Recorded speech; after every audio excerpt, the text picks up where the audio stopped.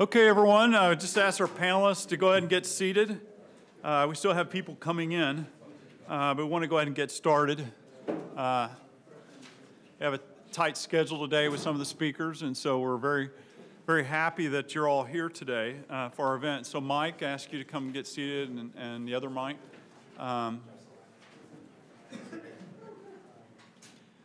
Just ask you to put your cell phones on mute if possible. We're filming the event today. We will have a videotape later in the week of the event. My name is Glenn Howard. I'm president of the Jamestown Foundation. You're here today to attend a discussion on Russia in the Middle East, tactics, instruments, strategy, and goals. Jamestown Foundation began a project starting last September looking at Russia in the Middle East, looking at strategy, looking at different areas and parts of the Middle East and trying to understand Russia's engagement with the region and the geopolitical rivalries that are occurring there and how Moscow's altering and affecting its strategy and engagement in the region. So the person's heading that project is Ted Karasik here and it's Dr. Steve Blank. Encourage you to visit our website, look at these papers. A lot of work, time, and effort went into writing these papers, looking at the long-range strategy in the region. So I'm delighted to be able to present to you the first group of speakers today. Obviously, the timing of our event is very good. It's coming in the aftermath of the U.S. airstrikes in Syria, certainly how Moscow reacts to this and Russian strategy, and how it may affect the U.S. posture in the Middle East are going to be examined. Our first speaker today is none other than Michael Vickers.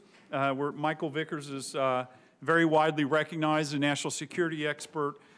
He has previously served as the Undersecretary of Defense for Intelligence. Mike has had a long and distinguished career in the U.S. government and in U.S. national security. And he's also coming out with a book about his memoirs this December called By All Means Available. Certainly look forward to looking at that book and seeing to it. It's going to, a lot of it is based upon Mike's lifelong experiences in serving in the intelligence community. Other speaker today is Dr. Michael Carpenter, who's the Senior Director of the Biden Center for Diplomacy and Engagement. He's a non-resident senior fellow at the Atlantic Council, and he has served in different departments. He was previously DAS-DM, Deputy Assistant Secretary of Defense for Russia and Eurasia and Ukraine. At the Pentagon, he served in the White House and the State Department, and also had a long U.S. distinguished career in the U.S. government as well. Two of the things that make Michael Carpenter and Mike Vickers in common are that they are board members of the Jamestown Foundation, and we're very delighted that they have joined our organization and become distinguished board members. So on that note, I'll turn the floor over here to Mike to share his views about the airstrikes, what it means.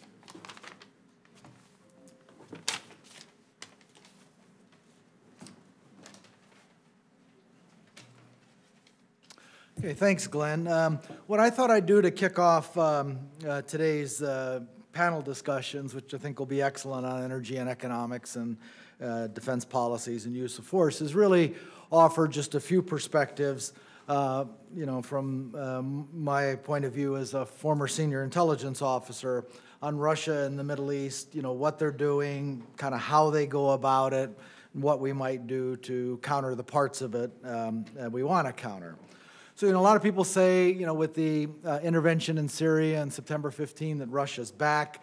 They never really left their interest in the Middle East. Going back to the weaker days after the Cold War with Yevgeny Primakov, he had a Middle Eastern strategy. They just couldn't do much about it. And since 2012 or so, particularly with President Putin's return to power, they've done a lot more.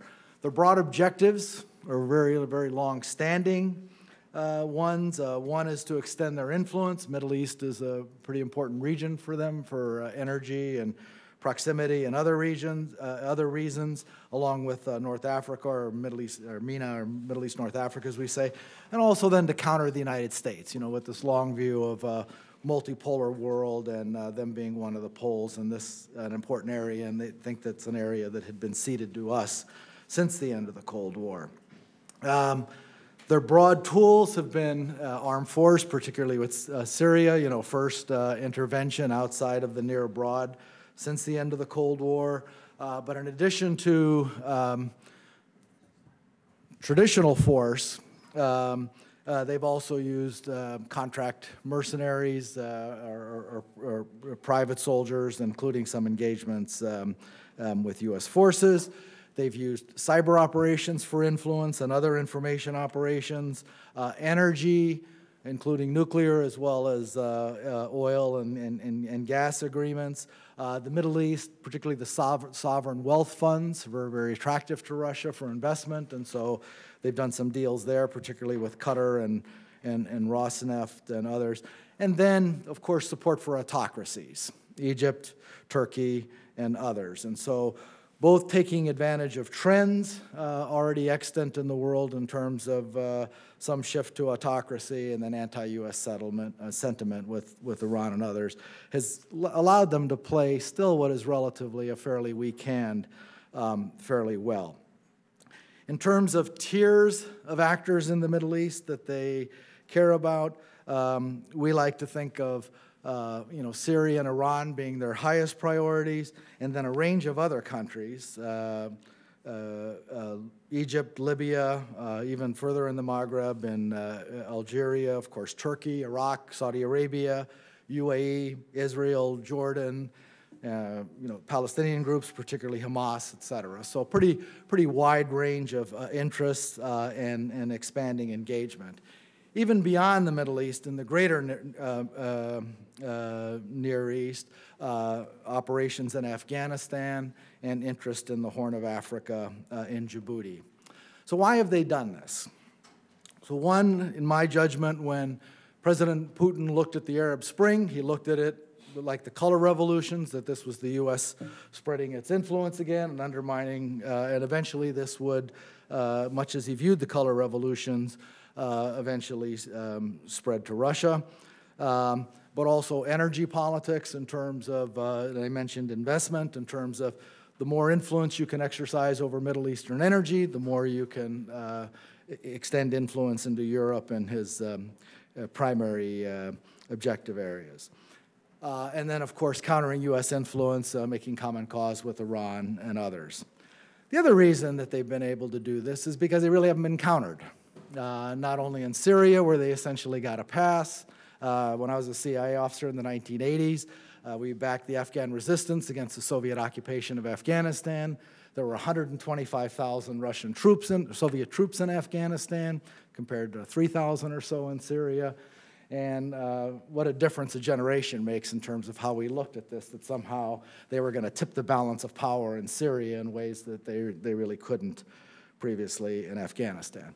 And of course, more broadly, operations in Ukraine, first in Crimea and then in the Donbass, and then all the political operations against the United States and also in Europe have essentially gone unchallenged. And so until they are challenged, one would expect to see this plus their longstanding interests, this kind of behavior continued. And so I'd be happy to take some questions when we're done, but first I'll turn it over to our real Russia expert here, Mike Carpenter. Thank you very much.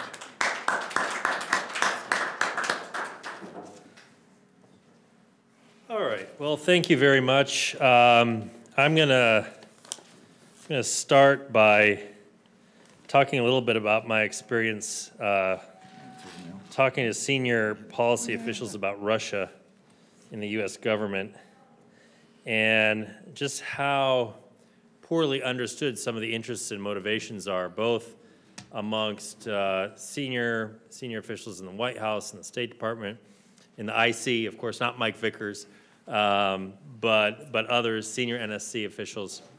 And now I think is a good time to sort of challenge some of the assumptions that we have about Russia and its interests in the Middle East and what its goals are, and sort of take a look and evaluate what our assumptions are, what our thoughts are, what our theories are in light of the evidence. And I want to, as an anecdote, I want to go back and just give you an example. When I was a young, maybe not young in years, but young in terms of rank, State Department official working on Georgia in the spring of 2008. And at the time, the Russians were using their railroad troops to build a railroad from the Russian-Georgian border down to the port of Ochumchire on the Black Sea. And it was apparent at the time, this being the spring of 2008, that Russia was laying the foundations for war. And there were lots of indications of this. The Russians had shot down a UAV over Georgia. There were multiple, actually, diversionary reconnaissance groups that had crossed the Nguri River out of Abkhazia into Georgia proper. One of the members of one of these groups was killed. He was, the Russians said he was a retired GRU officer who had just coincidentally retired like the week before he was killed. And so, I raised this when I was working in the State Department, and I remember having a discussion, very vividly, in fact, I remember the discussion with some senior IC officials about this and making the case that Russia is prepared to go to war in Georgia.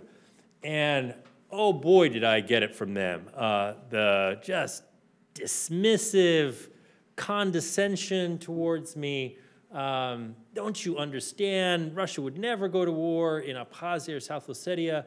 They are satisfied with the status quo. It suits their interests. They have much better leverage over Tbilisi with the status quo. If they engaged in war, all that leverage would disappear. They would antagonize the West, et cetera, et cetera, et cetera. I was laughed out of the room, almost literally laughed out of the room. Of course, when Russia invaded Georgia later that summer, they used the railroad to ferry their troops into Georgia proper and all the way down to the administrative boundary line. The point I'm trying to make here with this anecdote is that Russia and the Kremlin, they act rationally, but they act according to their own worldview and and based on their own definition of their interests. And a lot of American policymakers, I think, automatically assume that Russia will define its interests in an analogous way, if not exactly the same way as we define our interests. And I think that's not the case. And all you have to do is, you can look at the Middle East, but you can look, for example, at North Korea, where you have a unpredictable, small state run by a closed, rogue regime right on Russia's border, on the verge of having a nuclear capability and a missile capability to match. And yet, for Russia, that is not the same type of threat, does not pose the same type of threat that it does to us. They view it in a very different context. So they operate rationally, but they within the context of their own worldview and their own definition of their interests. And the problem is that presidents going back as far as George W. Bush and President Obama, now President Trump, they all continue to think that they can find this mythical Venn diagram of interests where our interests, our national security interests, and Russia's national security interests overlap. Which is not to say that this is impossible. It's not to say that you can't find narrow areas of cooperation where the U.S. and Russia can work together. But if we don't understand how Russia defines its interests, then we'll either continue to get played or we will continue to misplay our hand vis-a-vis Russia. So with regards to the Middle East and Russia's role in the Middle East, let me just proceed with, I've got 5 observations. These may seem relatively routine or trite or banal, but I'm going to make them anyway because I think sometimes these are misunderstood. So the first observation is that Russia right now is engaged in a war against the West. Full stop. Russia is engaged in a war. It's not always a kinetic war. It's often covert, but they're engaged in a war against the West. And one of their key goals is to undermine Western interests globally. And so going back to my example of a nuclear North Korea on Russia's southern border, if one of Russia's overriding imperatives is to weaken the West because they're at war with Western democracies, then having a nuclear North Korea which undermines U.S. extended deterrence may be more beneficial than the threat that emanates from a nuclear regime on Russia's southern border. Second point is Russia likes to be a spoiler. It lacks the attractive power, whether it be political, military, or economic, to bring other countries into its orbit. And all you have to do is look at the CSTO as a military alliance, the CIS as a political grouping, or the Eurasian Economic Union as an economic configuration to understand that these organizations have very weak attractive power. And so in order to be relevant and have influence, Russia needs to be a spoiler.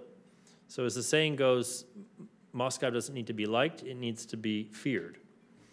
Third observation is that prolonged instability and insecurity may actually suit Moscow's interests in many different cases. And so Secretary Kerry saw the Syrian civil war as a pocket of instability on Russia's periphery and assumed, imputed an understanding that this was not in Russia's interests, and spent the better part of his tenure as Secretary of State chasing after Foreign Minister Lavrov in an effort to align interests to end the Syrian civil war.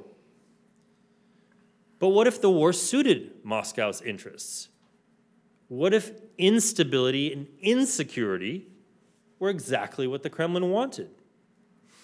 I will never forget engaging in negotiations as part of an interagency team as the senior DoD representative with the intelligence community, the National Security Council, and the State Department represented in August of 2016, negotiating vis-a-vis Russian general staff with a fair smattering of intelligence officials, maybe all of them, in the room, about how to provide humanitarian aid to Aleppo. This is just a month before the fall of Aleppo. And going through excruciating contortions on how to ensure that the aid would reach civilian populations and would not be seized and sold by the anti-Assad opposition, would not give a military advantage to those fighting Assad. And it seemed like mission impossible because the Russian side in our negotiation in Geneva was completely intransigent about the various modalities.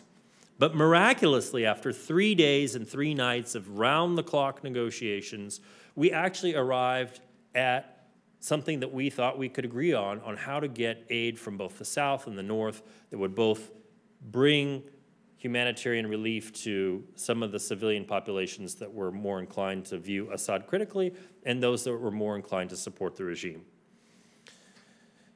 The day after we reached that ad ref understanding, Secretary Kerry flew into Geneva to meet with Lavrov to bless the agreement, and Lavrov walked away. Couldn't do it, couldn't agree to it. I raise this because, some within the US government erroneously thought that the annihilation of a large civilian population center like Aleppo would lead to the radicalization of the population, would breed anti-Russian sentiment, that this was not in Russia's interest. No, this was in Russia's interest. This is exactly what they had in mind. And Lavrov's rejection of that agreement that we spent the better part of 3 days negotiating illustrates exactly that. Remember, instability keeps oil prices high. It allows Russia to market its weapons in the region, and it drives refugees into Turkey and into Europe. Those are all Russian interests. Those are all very rational goals for Russia to be pursuing. But somehow when we evaluate their goals, we don't take into consideration these types of goals. We think they have an interest in stability and security in the region. Okay, my fourth point is international norms are seen as dispensable by the Kremlin.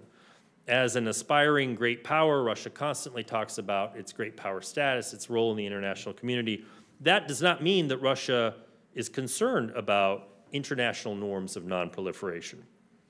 In Iran, in North Korea, elsewhere, the use of chemical and biological weapons, or humanitarian concerns. Moscow fundamentally sees the international order, the set of institutions that were established after World War II, as designed to protect smaller states from the predations of larger powers. And that does not suit Moscow's interests. So it is a revisionist power vis-a-vis the international order. My fifth observation, and again, these are, I'm sorry if these appear banal, but I think they're worth repeating because they are often misunderstood by senior policy officials in our government. Like any actor, Russia has a hierarchy of interests. And so this often comes up, I often raise this in the context of potential U.S.-Russian cooperation on counterterrorism. Yes, indeed, Russia has an interest in eliminating terrorists and terrorist organizations. However, Russia has a hierarchy of interests whereby that may not be their most important goal. They may have other interests. And so when you look, for example, at Afghanistan and you see Russia arming the Taliban, it is because that is a goal that advances other Russian interests in Afghanistan and in Central Asia that is not necessarily the same as fighting against terrorism. Same goes for Libya, where Russia backs the regime of General Haftar against the internationally recognized government in Tripoli. Or in Yemen, where Russia has consistently shielded Iran from criticism from the international community for supporting the Houthi rebels. Or the United Kingdom, where Russia just itself used a chemical nerve agent to try to assassinate one of its, not maybe political opponents, but to send a message within the community of former Russian agents that they could be targeted at any time, at a time of Russia's choosing. Or look at Russia's intervention in the North Caucasus in Grozny, where Russia flattened an entire urban center and then consistently sought to annihilate all civilian potential sources of opposition to Kremlin rule, including using the principle of retribution against the families of those who are fighting against the Kremlin as a means of physically wiping out the terrorist threat. That is not how we would define our interests in countering radicalization or fighting terrorism, but that is how Russia defines its interest in prosecuting the counterterrorism fight. So let me bring this back to Russia in the Middle East. The Middle East, I think, as Mike alluded to, is an arena where Russia believes it can make common cause with those powers that seek to balance against U.S. and Western interests. And where it sees opportunities to do that, it will engage. And it will potentially even engage militarily, as we've seen in Syria. So in Syria, we have the Russian regime aligned with the Assad regime, with Lebanese Hezbollah, and with the Iranian Revolutionary Guard Corps to form an alliance on the ground to fight against various, primarily Sunni Arab, but also Kurdish, Sunni Kurdish opposition groups who are fighting the Assad regime. Now remember, when Russia intervened in Syria, the rationale that Putin gave before an international audience at the United Nations was that this was a fight against ISIS. And yet, it is not a fight against ISIS. It is precisely an alliance with these other powers to prop up the Assad regime. We now understand that, but that fig leaf prevented us from acting at the time when we should have realized what Russia's interests were based on a more astute definition of how Russia defines its global interests. In Turkey, Russia has obviously launched a play to separate Turkey from the rest of the NATO alliance, to bring it into Russia's sphere of influence. They are about to sell a very sophisticated air defense system there, the S-400, build a large energy pipeline. There are lots of economic incentives that Russia has floated for cooperation, including civil nuclear energy cooperation. And sure, Russia turns a blind eye to repression in Turkey, which allows it to forge a common cause with the Erdogan regime, and thoroughly supports the rooting out of any sort of Gulenist, quote-unquote, deep state, which Russia can present as a sympathetic interest with the Turkish regime. In Iran, Russian support for Tehran is, again, it's It's a way to have key players in the region, from Saudi Arabia to Jordan to Israel, come to Moscow to seek Russia's, not permission, but to seek Russia's say in matters impacting the regional balance of power. And Moscow has been very good at doing that. And it has been very good at leveraging those relationships and that dependency for its own purposes. So, for example, Israel's, I'll wrap up here soon, Israel's potential sale of weapons to Ukraine has, in many cases, been held back as a result of Israel's reluctance to get crosswise with Russia, given Russia's support for Iran. So Russia parlays these relationships extremely well. So I'm gonna conclude here with a couple of observations about what this means for U.S. strategy in the Middle East. I think first we have to have, as I've indicated, a more sober view of Russia's role and its interests in the region that adequately looks at how Russia defines those interests, as I've said at length. Second, we need to recognize, I think, that we have enormous leverage over Russia. We just don't realize it and we don't apply it. We have lots of tools, we're just afraid of using them. And we can talk about this more later. I think we have to be more humble about our own ability, however, to steer events in the Middle East in terms of how we both engage in nation building and how we try to change governance institutions across the region. And I think we need to be wary of U.S. over-engagement in the Middle East because, you know, we hear all the time that we have key national security interests in various different countries. One of our key national security interests is the protection of democracy in Israel. I'm not sure we have that many other key national security interests across the region, and yet you constantly hear that from senior policymakers here. I think we're overselling what are key U.S. national security interests. Two more points, and then I'm done, Glenn, real quick. Turkey is a key NATO ally, and I think we have, yes, it's authoritarian. It's becoming more and more authoritarian. So is most of the region in the Middle East. And if we lose sight of our core partnerships and alliances, then we are unable to influence events in other countries in the region. We have to come back to that. And then finally, counterterrorism is a core interest across the Middle East, but it is counterterrorism. It is not nation building. I'll stop there, and then we can address other issues in Q&A. Thank you, Mike. Oh, listen, that was a shocker. So listen, let's start a few questions here. We got about 10, 15 minutes here, so we'll just start. We don't have a mic, so just ask you to raise your hand and ask a question, and we'll allow them to comment on it if you have a. You, sir. Can you talk a little bit about the last chemical attack, and is that at all in Russian or Syrian interests, and why? Just any thoughts you have? Who's that directed at? Either one? Okay. Yeah, sure. So, you know, from a Syrian perspective, the question is why have they done these repeated attacks after being warned and promising not to do it and being struck a year ago? And the answer is because they can get away with it, but also because they see it as a useful tool. So, for instance, particularly where they did the most recent attack, which was a real compact rebel stronghold, chemical weapons were a diabolical but an effective way of killing people, women and children and others, without destroying a lot of the real estate or others. I mean, we had this debate in the 1970s about this neutron bomb. They called it the realtor's bomb because, you know, radiated people and more or less left buildings intact. It didn't quite work that way, but in a sense, they see it as just another useful battlefield tool, and particularly one that you can get away with, not some prohibited weapon or anything else.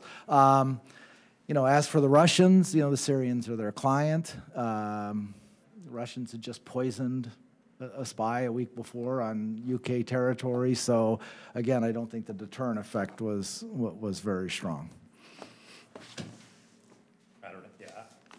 I don't have much to add to that. I think that's absolutely accurate.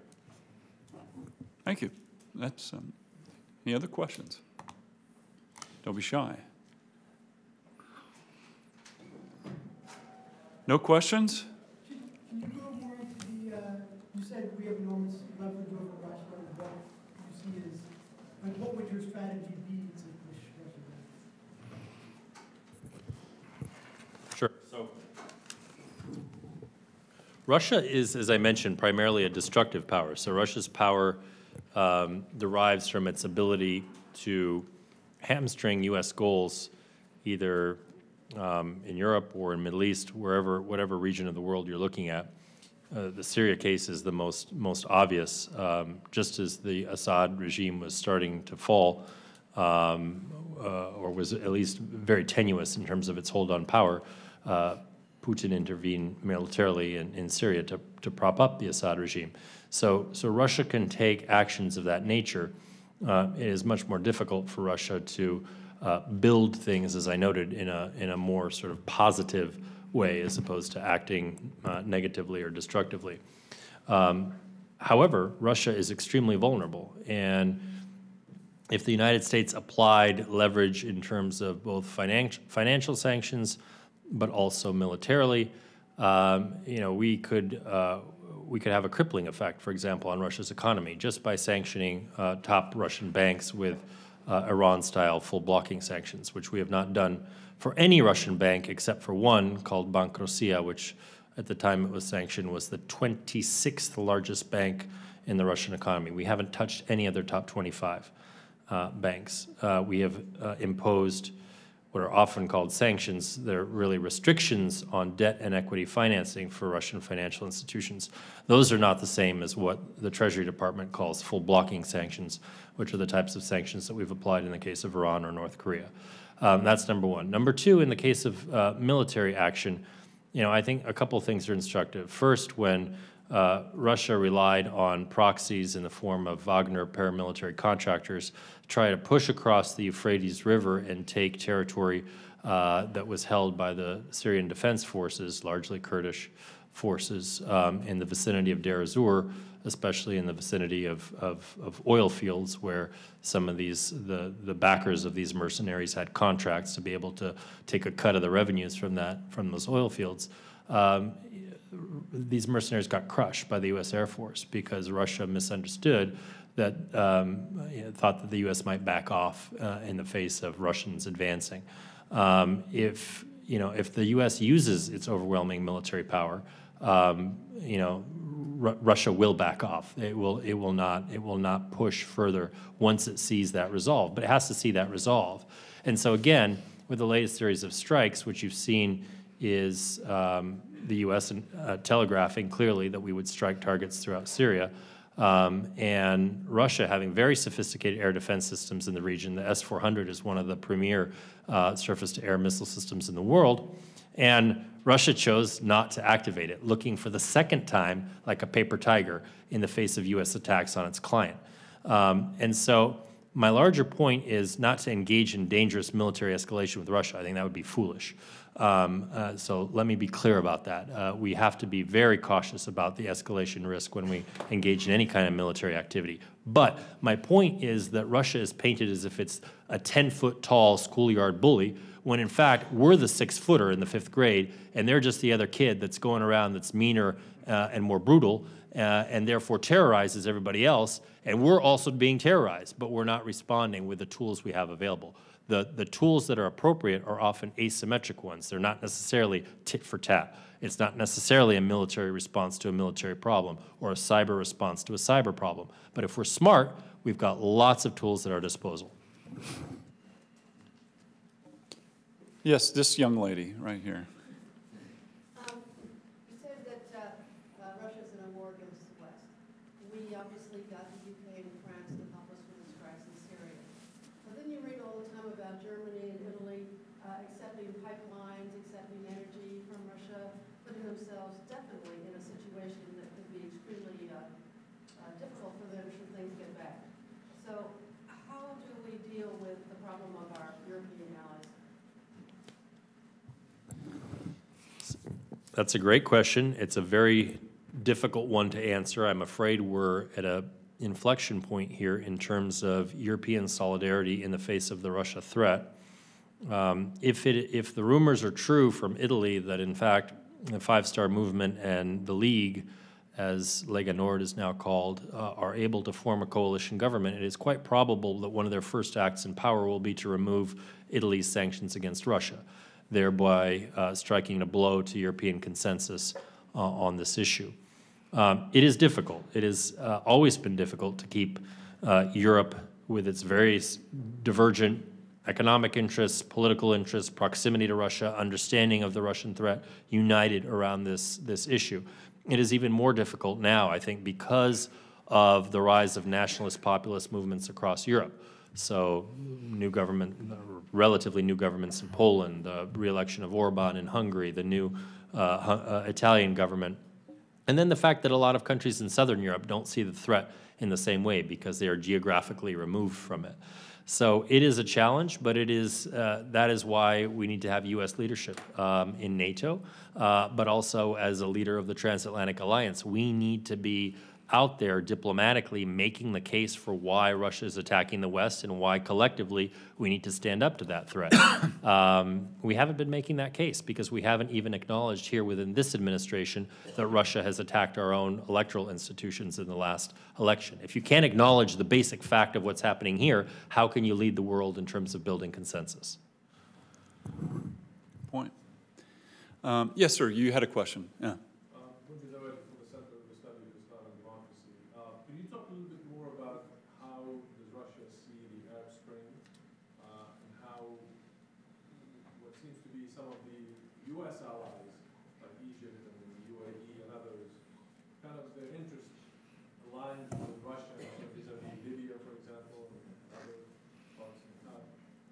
The question is how does Russia view the Arab Spring? What are your... For which one? Yeah, so as I said, Mike, I want to add, you know, I think they viewed it very similarly to how they saw the color revolutions in the former Soviet Union, that this was particularly a U.S. plot to undermine these governments, and the ultimate target was really Russia itself.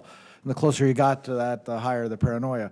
The one that particularly, I think, you know, of the Arab Spring, you know, you had in succession Tunisia, Egypt, Syrian civil war, instability elsewhere, and then the Libyan intervention in fairly short order. Libya in particular seemed to really get into Putin's craw. And then you remember you had big demonstrations in Moscow, I think 9 months after that or so. But, and you know, Libya both looked like a color revolution and also promiscuous use of U.S. force. You know, U.S. could use force anywhere it wanted around the world and would do this, and there was no real counter unless the Russians or others countered it. So that's how they viewed it, both in the prism of political revolution, but also just continued armed intervention that had happened in the Balkans, in the Middle East, and elsewhere, and you know, and set them on a different course. So I completely agree with that, and let me just amplify some of those points. I think for Putin, one of the defining moments in his period in power was the winter of protests 2011-2012 in Russia. And the Arab Spring was the immediate precursor to that. Those protests in Russia were widespread. They took place across cities geographically spread out from St. Petersburg to Vladivostok. There was a real sense that the regime was coming undone. And it's very difficult now looking back and seeing this sort of seemingly impenetrable wall of Kremlin power in place during all those years to understand just really how tenuous and fragile the situation was then. But Putin was incredibly concerned with these protests in Russia. And as I said, they came immediately after the Arab Spring, which he viewed as very dangerous, but perhaps much more so once the situation moved to the Russian heartland. And I think a couple of things just to pick up on what Mike said. So Putin, I think in particular, was very upset with the initial response from President Medvedev when the protests took place in Russia, because Medvedev's initial response was to try to promulgate reforms and to try and meet the protesters halfway, largely with symbolic gestures, nothing really significant and deep, but nevertheless appeasement, if you will, of the protesters and their demands. And Putin thought that was the exact wrong response, that the response should have been tough, it should have been more force, it should have been paddy wagons, and what eventually happened in Bolotnaya, breaking up the protests, physically rounding up the protesters and putting them in jail. Now, that reinforced for Putin an earlier mistake that he saw that Medvedev made, which was in Libya. As Mike noted, Russia abstained on a crucial UN Security Council resolution, I believe it was 1973, which authorized the use of force. And we know that there were debates within the Russian National Security Council. Ultimately, the decision was abstain. And that was a decision that was promulgated by the Medvedev government. Putin thought that was a disastrous choice and has, essentially, it's maybe a little bit too trite to say, but essentially tried to rectify that decision ever since with overwhelming force, the creation of Rosgvardia, the 350,000 force National Guard, and all the other measures to consolidate power and suppress dissent, crush civil society, and in fact take the exact opposite tack from what Medvedev initially was inclined to do. Thank you very much, Michael, and thank you very much, Mr. Vickers and Mike Vickers. And we're going to have to move to our next panel to stay on time. So just please give them a round of applause and thank them. And we're going to take a short 5-minute break. Okay. Good afternoon. I'm Stephen Blank, senior fellow at the American Foreign Policy Council. Because we're starting late, we're going to combine the two panels. All the speakers will speak for about 10 to 12 minutes, and then we will open it up so you get as much time for questions as possible. We're going to begin, as is indicated in your schedule, with the economic, energy, and energy dimensions of Russian policies towards the Middle East and North Africa. So we will be presenting the speakers in the order they are listed in your schedule. The first speaker will be Ted Karasik, who is a senior advisor at Gulf Analytics. He will be followed by Shahab Al-Makakhleh, at the executive director of the Geostrategic Media Center in Amman, Jordan. Followed then by Rauf Mamadov, who is a resident scholar for energy policy at the Middle East Institute here in Washington. After that, we will turn to the military, and I will speak on Russian military strategy, objectives, and lessons learned in Syria. And then Anna Borshevskaya, who is the Ira Wiener Fellow at the Washington Institute for Near East Policy, will talk about Russian arms sales. Ted? Okay, can you all hear me? Maybe I'll stand up. One second.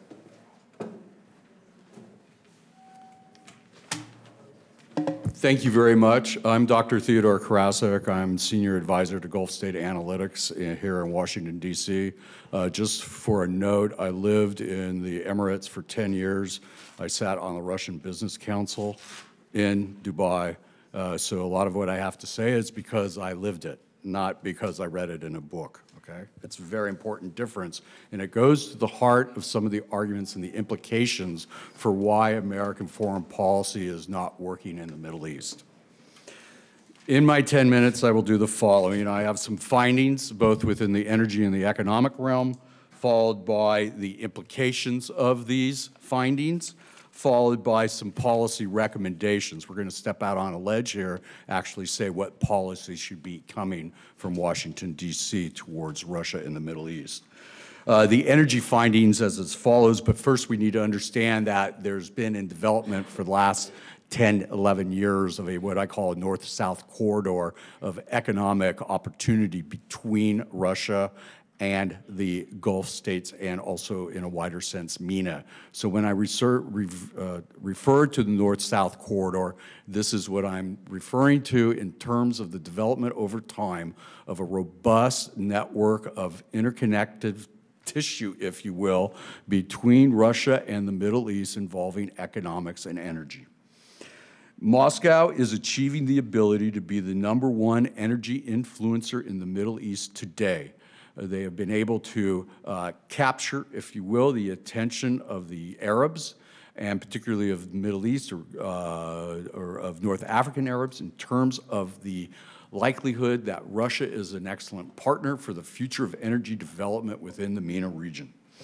Russia's plan to influence energy market share, particularly in the field of LNG, is calculated to be 91% of all LNG in the Middle East region after the year 2025. That's a very large number that has radical geopolitical implications. Moscow is able to use this energy plan as a way to capture these markets over time from Iran to Algeria.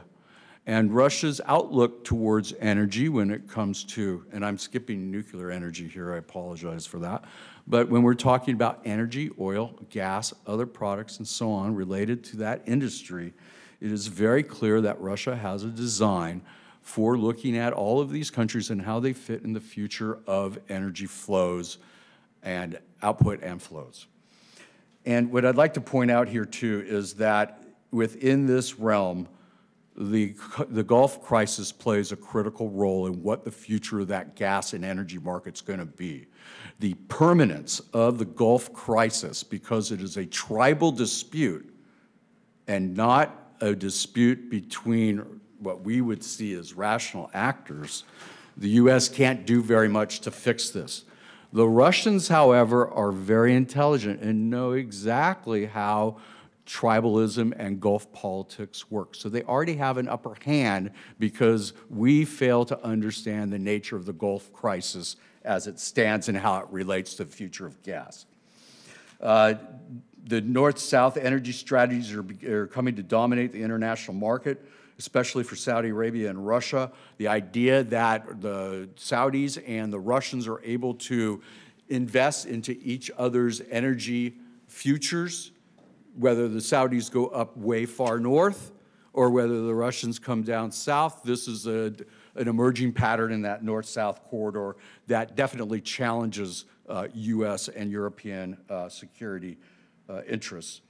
These strategies are moving Russia and MENA eastwards, okay, because of the way that the structure of the deals are occurring now.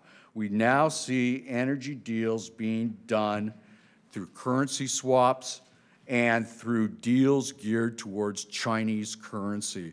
This, to me, is a signal that Russia, along with China, in the energy sphere, want to move the geoeconomic center of energy and gas in particular further east.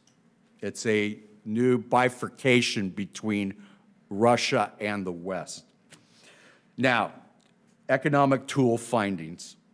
There's basically 3 or 4 here.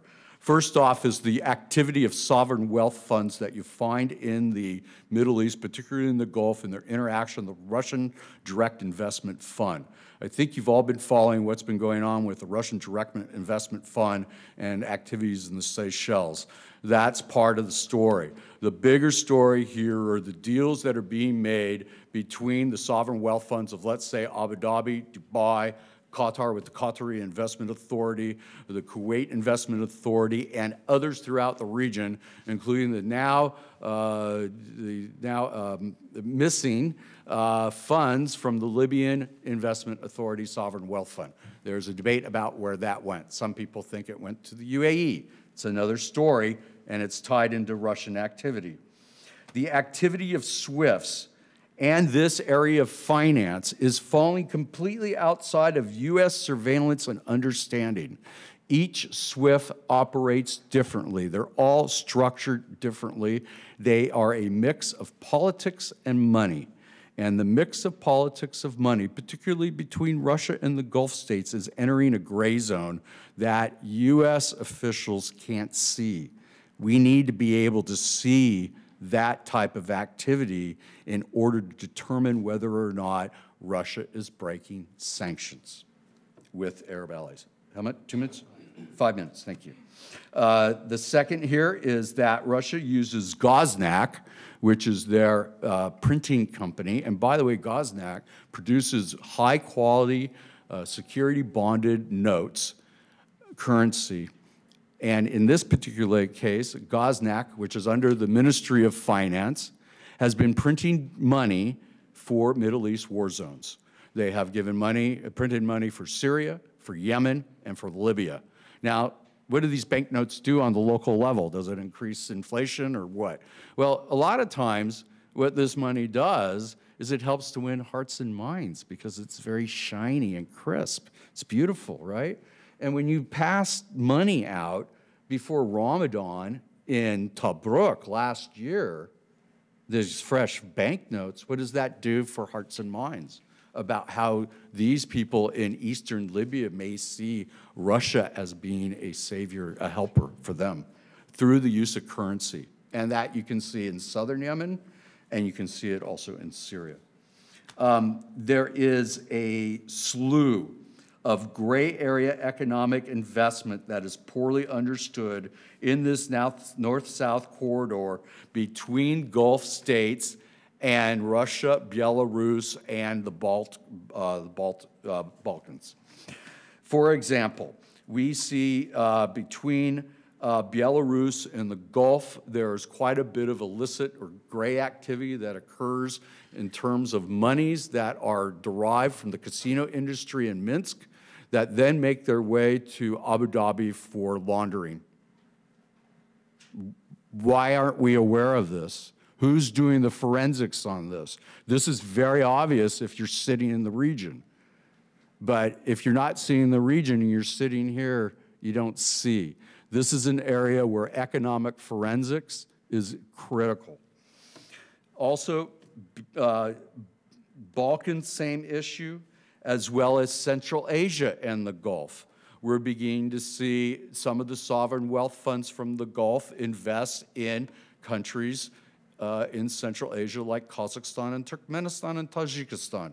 How is this investment seen by Moscow? Is it seen as a positive or a negative? When we saw the UAE investing into Chechnya through their sovereign wealth funds that no one was looking at, we discovered that there was a lot of money going to Chechnya for their infrastructure development instead of the budget money from Moscow. In other words, the UAE sovereign wealth funds paid for Chechnya's rebuilding when it was supposed to come from the Russian central bank. That means that Kadyrov and Putin both owe the Gulf, and particularly the UAE, a favor. And that's the kind of business that we have to pay attention to. Implications. The U.S. needs rigorous, in-depth understanding of the actors in this drama. We don't have a good understanding. We do not have the human factors aspect that is so desperately needed to understand these personalities. If you don't know who Sheikh Tahnoun bin Zayed is now, you will very, very soon. Confusion reigns supreme because of this lack of understanding, I think, in U.S. policy. We must straighten this out immediately. It's highly likely that Russia is bypassing U.S. sanctions by relying on outlets in the Gulf.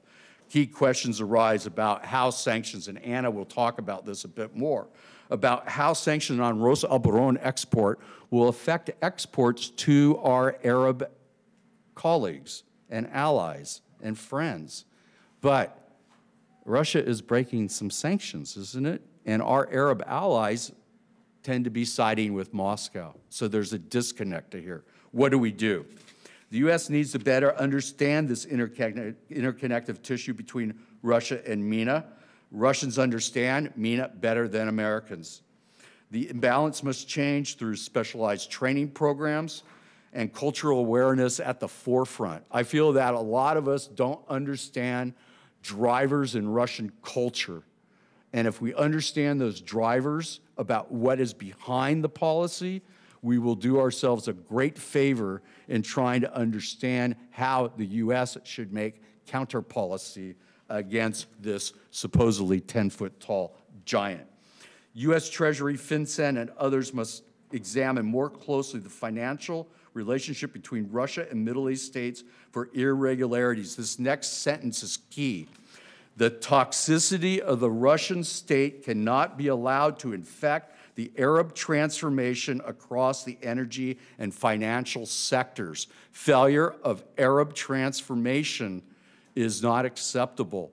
Russia's ability to think that they're helping may actually be a hindrance. The U.S. finally needs to develop a mechanism in which Arab allies are held accountable for their interactions with Moscow. Nothing makes me more furious as a scholar and as an individual when I see our Arab allies sending their cadets, their people to train to the United States, and I can flip on Sputnik or another Russian network and see our Gulf allies going for training, military training in Russia. We can't have this both ways. We need to be able to tell the Gulf states that your diversification policy to rely on other arms sellers has made you beholden to the arms seller itself. We need to reverse all that. Thank you very much. Thank you. Sam?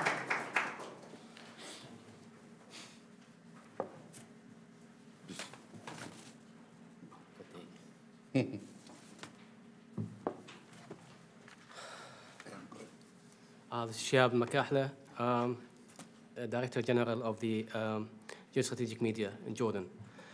I'd like to thank Jamestown Foundation for this invitation to give my points about Russia and the Middle East. I'm going to focus mainly on Jordan, Syria, and Russia.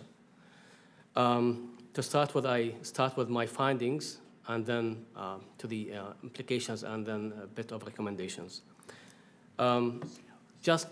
I'll get back to February when King Abdullah II of Jordan visited Moscow. He had an interview with TASS, a news agency in Amman, and he said, word for word, "I'm always very delighted and warmed by the opportunity to see my dear brother, President Putin, as a friend, a dear friend of his as well as a friend of Russia." With this statement, King Abdullah started his meeting, and this implies a lot, not only for Jordan, but for most of the Arab countries. There's a tendency towards Russia right now because the Arabs so far have removed the stereotyped image of Russia, former Soviet Union, which is a communist, atheist country, back to, let's say, a guardian and custodian of the Orthodox Christianity. My findings that Putin is considered by some Arabs as a savior of Christianity in the Arab world, both in Iraq, Syria, and Lebanon, and somehow in Egypt. Jordan, without making much noise around itself, is becoming more and more important player in the regional affairs as Jordan borders Syria and Iraq, the two unstable countries with open bloody military conflicts. It has been playing an important role in the past few years at the regional and international levels, liaising between the US and Russia. So it was entrusted by both countries to play that role. The de-escalation zones, which was the idea of Jordan, and it has been harbored by the Jordanian government via Moscow and Washington to activate it. And now any talk about expanding the escalation zones is a Jordanian push to expand it to include the southern parts of Syria. The reasons of Jordanian cooperation with Russia stem from the security requirements, which very much depend on the situation in both Iraq and Syria. Now, the only country stable in the Levant is Jordan. There are troubles in Lebanon, troubles in Syria, troubles in Iraq. The only country which is stable so far is Jordan. That's why it is entrusted by both parties to have, let's say, an important role to play in Syria. And this has been welcomed recently by the Syrian government, that Jordan can play a major role in the reconstruction process with the government of Syria to rebuild Syria. The host of the MOC, which is the Military Operations Center in Amman, which is the liaison officer between the Americans and the Russians, is one of my findings that the Americans entrusted Jordan to liaise with the Russians, also with the Israelis, with regard to Syria, mainly the southern parts of Syria. Jordan also heavily depends on the tribes as well as other Arab countries. And Russia understands that. It starts also, let's say, using this technique and tactic to have this influence in the region. As stated publicly numerous times by various Jordanian officials, that the king considers Russian role in Syria as very important, and he has repeatedly talked to the American officials, telling them that Russia should be part of the solution of the Syrian issue, because it has a major and big say nowadays in Syria. For us, the Middle East, in the Middle East, or the MENA in general, Russia is not viewed as the Americans view Russia. Now, in the Middle East, we view Russia as a major player, not only as a regional player, as an international power. Americans view it as a regional power, but in the Middle East, we view Russia as an international power, and this is very important. Also, the Russian military intervention in Syria has been justified by many Arab countries because of the proximity of Syria to the Russian territories. Russia believes that the Middle East is in its springboard to the whole Middle East and towards being a global power. That's also one of the major findings. And most of the Arab states now, they have a kind of rapprochement with Moscow because Russia is approaching Tehran and Ankara at the same time. And because of enmity between some Arab states, including Jordan, with Iran, and sometimes with Turkey, this justifies why it is important to have a Russian say in the Middle East. What Russia seems to have understood about Arab needs and Western powers have missed is this vital need for security and partnership reliability. The Americans didn't understand the importance of the concerns of Arabs. During Obama's office, the pullout of the Americans from the Middle East, politically, militarily, whatever you name it, has left the region in vacuum, which has to be filled by some powers. Yeah. I'll go back to the implications direct. Russia believes now it is in war with the West. And this is very important to understand why it has this stand with the Syrian President Bashar Assad. Also, Russia is increasing its involvement in the region to protect its own national security interests. And its presence, this affects the presence of the Americans in a way or another. Many Arabs started to believe in Russia as a strategic partner, and Russia also builds partnerships, then alliances, then blocs. And this is applied to the region. Arabs have almost lost confidence in American power and politics in favor of the Russian government or Kremlin due to the pull-out strategies of the US government. Also, the recommendations. The US needs to understand that the Russian government is having a strategic plan to be a major player in the Middle East. The recent missile strikes on Syria, they have been considered as a joke by many Arabs. To restore the status of the US in the Middle East, some countries in the region can work out as intermediaries, including Jordan. The only way to keep Russia's and Chinese away from the Middle East is through having better military presence similar to that of the 1980s and 1990s. I'll finish with here, and if you have any questions, I'm open to questions. Thank you.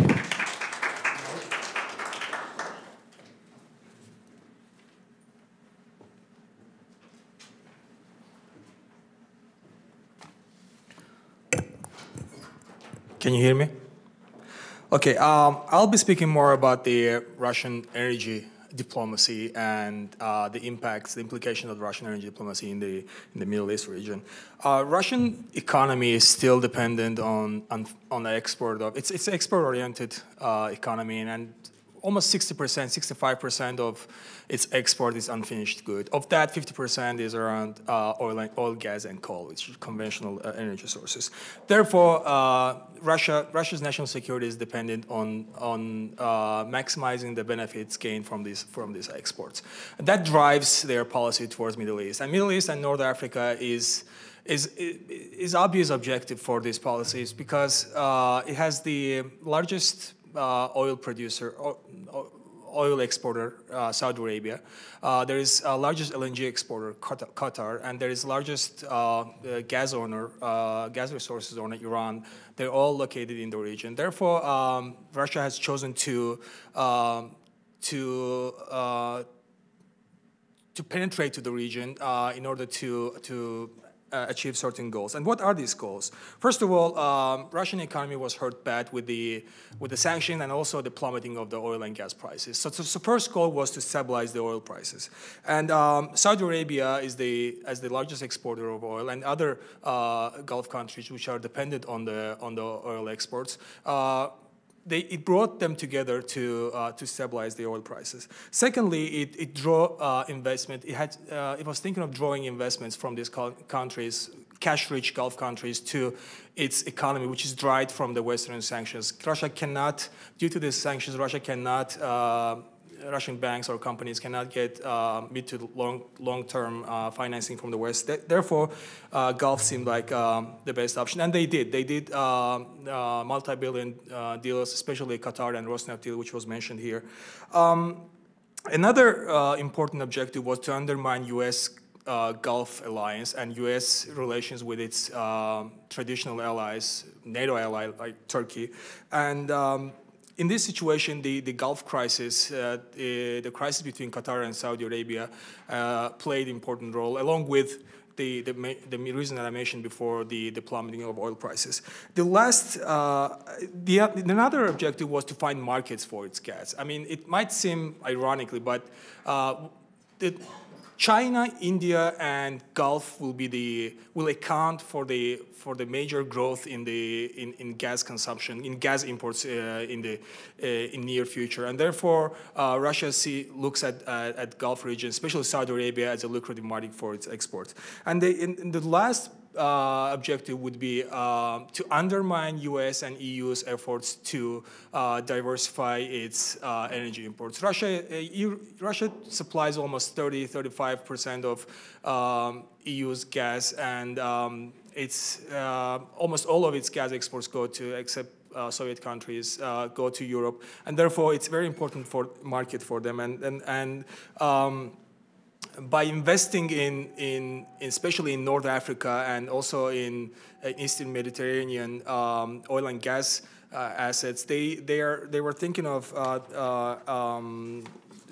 in the future to supply the gas to Europe from their own assets. From this perspective, Turkey and Iran play an important role for different reasons. Iran is the largest resource holder, gas resource holder in the world, and also one of the major OPEC members, one of the major exporters of oil, and therefore bringing positions closer with Iran was very important in order to reach the OPEC Plus deal. Iran is also Iran is the largest gas producer. Its structure, its infrastructure is poorly developed. So it was a opportunity for Russian companies, and all the major Russian companies are there to invest in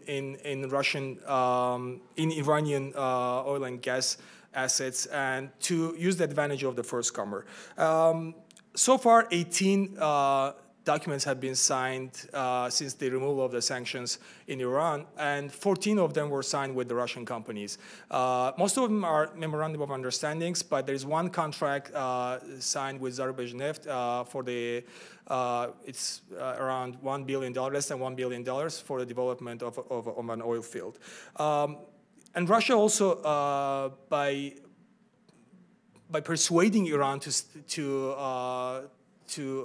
agree to the OPEC Plus deal, Russia has gained a leverage over Saudi Arabia. Now Saudi Arabia is dependent on Russia's support on convincing Iran every time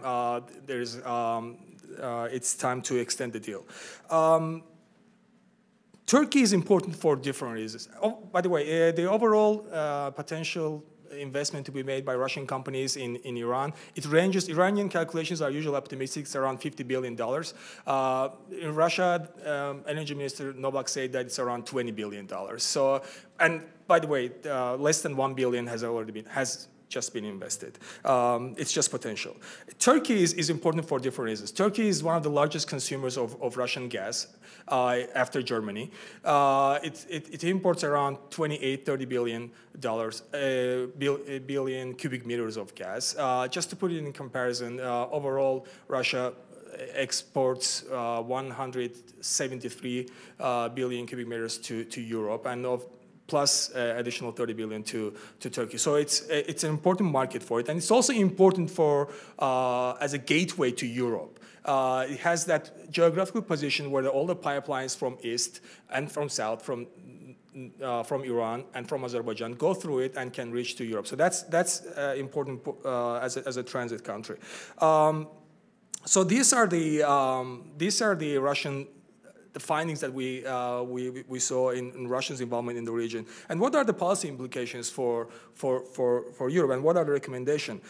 First of all, any escalation of the conflict in the region to a full-scale military conflict between the states can cause serious implications for U.S. and also global energy security. Any disruption will cause, energy business is interdependent. And any disruption in oil and gas-rich region may have catastrophic repercussions, not only for U.S. allies, but also for global economy. So it's important not to allow any escalation of the conflict. Secondly, it's important to prevent Saudi Arabia from institutionalizing its relations with Russia. As you may remember, 2 weeks ago, during his westbound trip, Mohammed bin Salman, the crown prince, actual ruler of Saudi Arabia, made a statement that they want to extend the ad hoc oil cut deal with Russia for 10 to 20 years. And Russian energy minister confirmed the plans. Just to put it in perspective, the oil prices were around $44 in 2016. It was around 54 average prices in 2017. And for the $10 price difference, Russia made $36 billion more than in 2016. Just to put it in a context, according to different calculations, Russia spent almost $2.5 billion in Syria. So you can imagine how much that can be useful for them.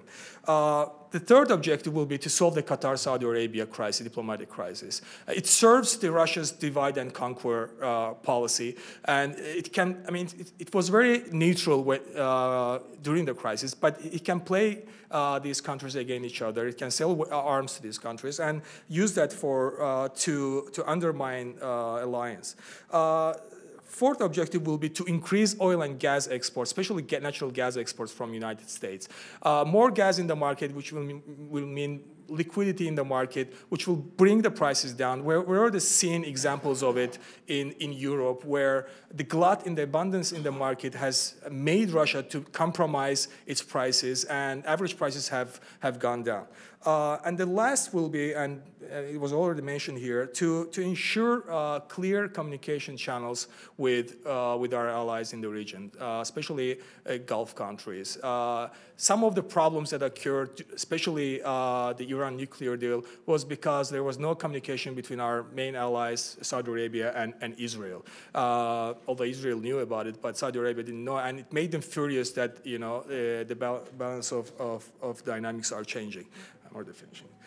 So these are the overall the situation, our findings in the region. It's important to have, first of all, coherent and consistent U.S. policy in the region. That should be probably #1 policy recommendation, because reversal of policies such as signing Iranian nuclear deal and then talking about terminating that deal can cause insecurity has caused insecurity in the region among our allies, and Russia is taking advantage of this situation. Thank you.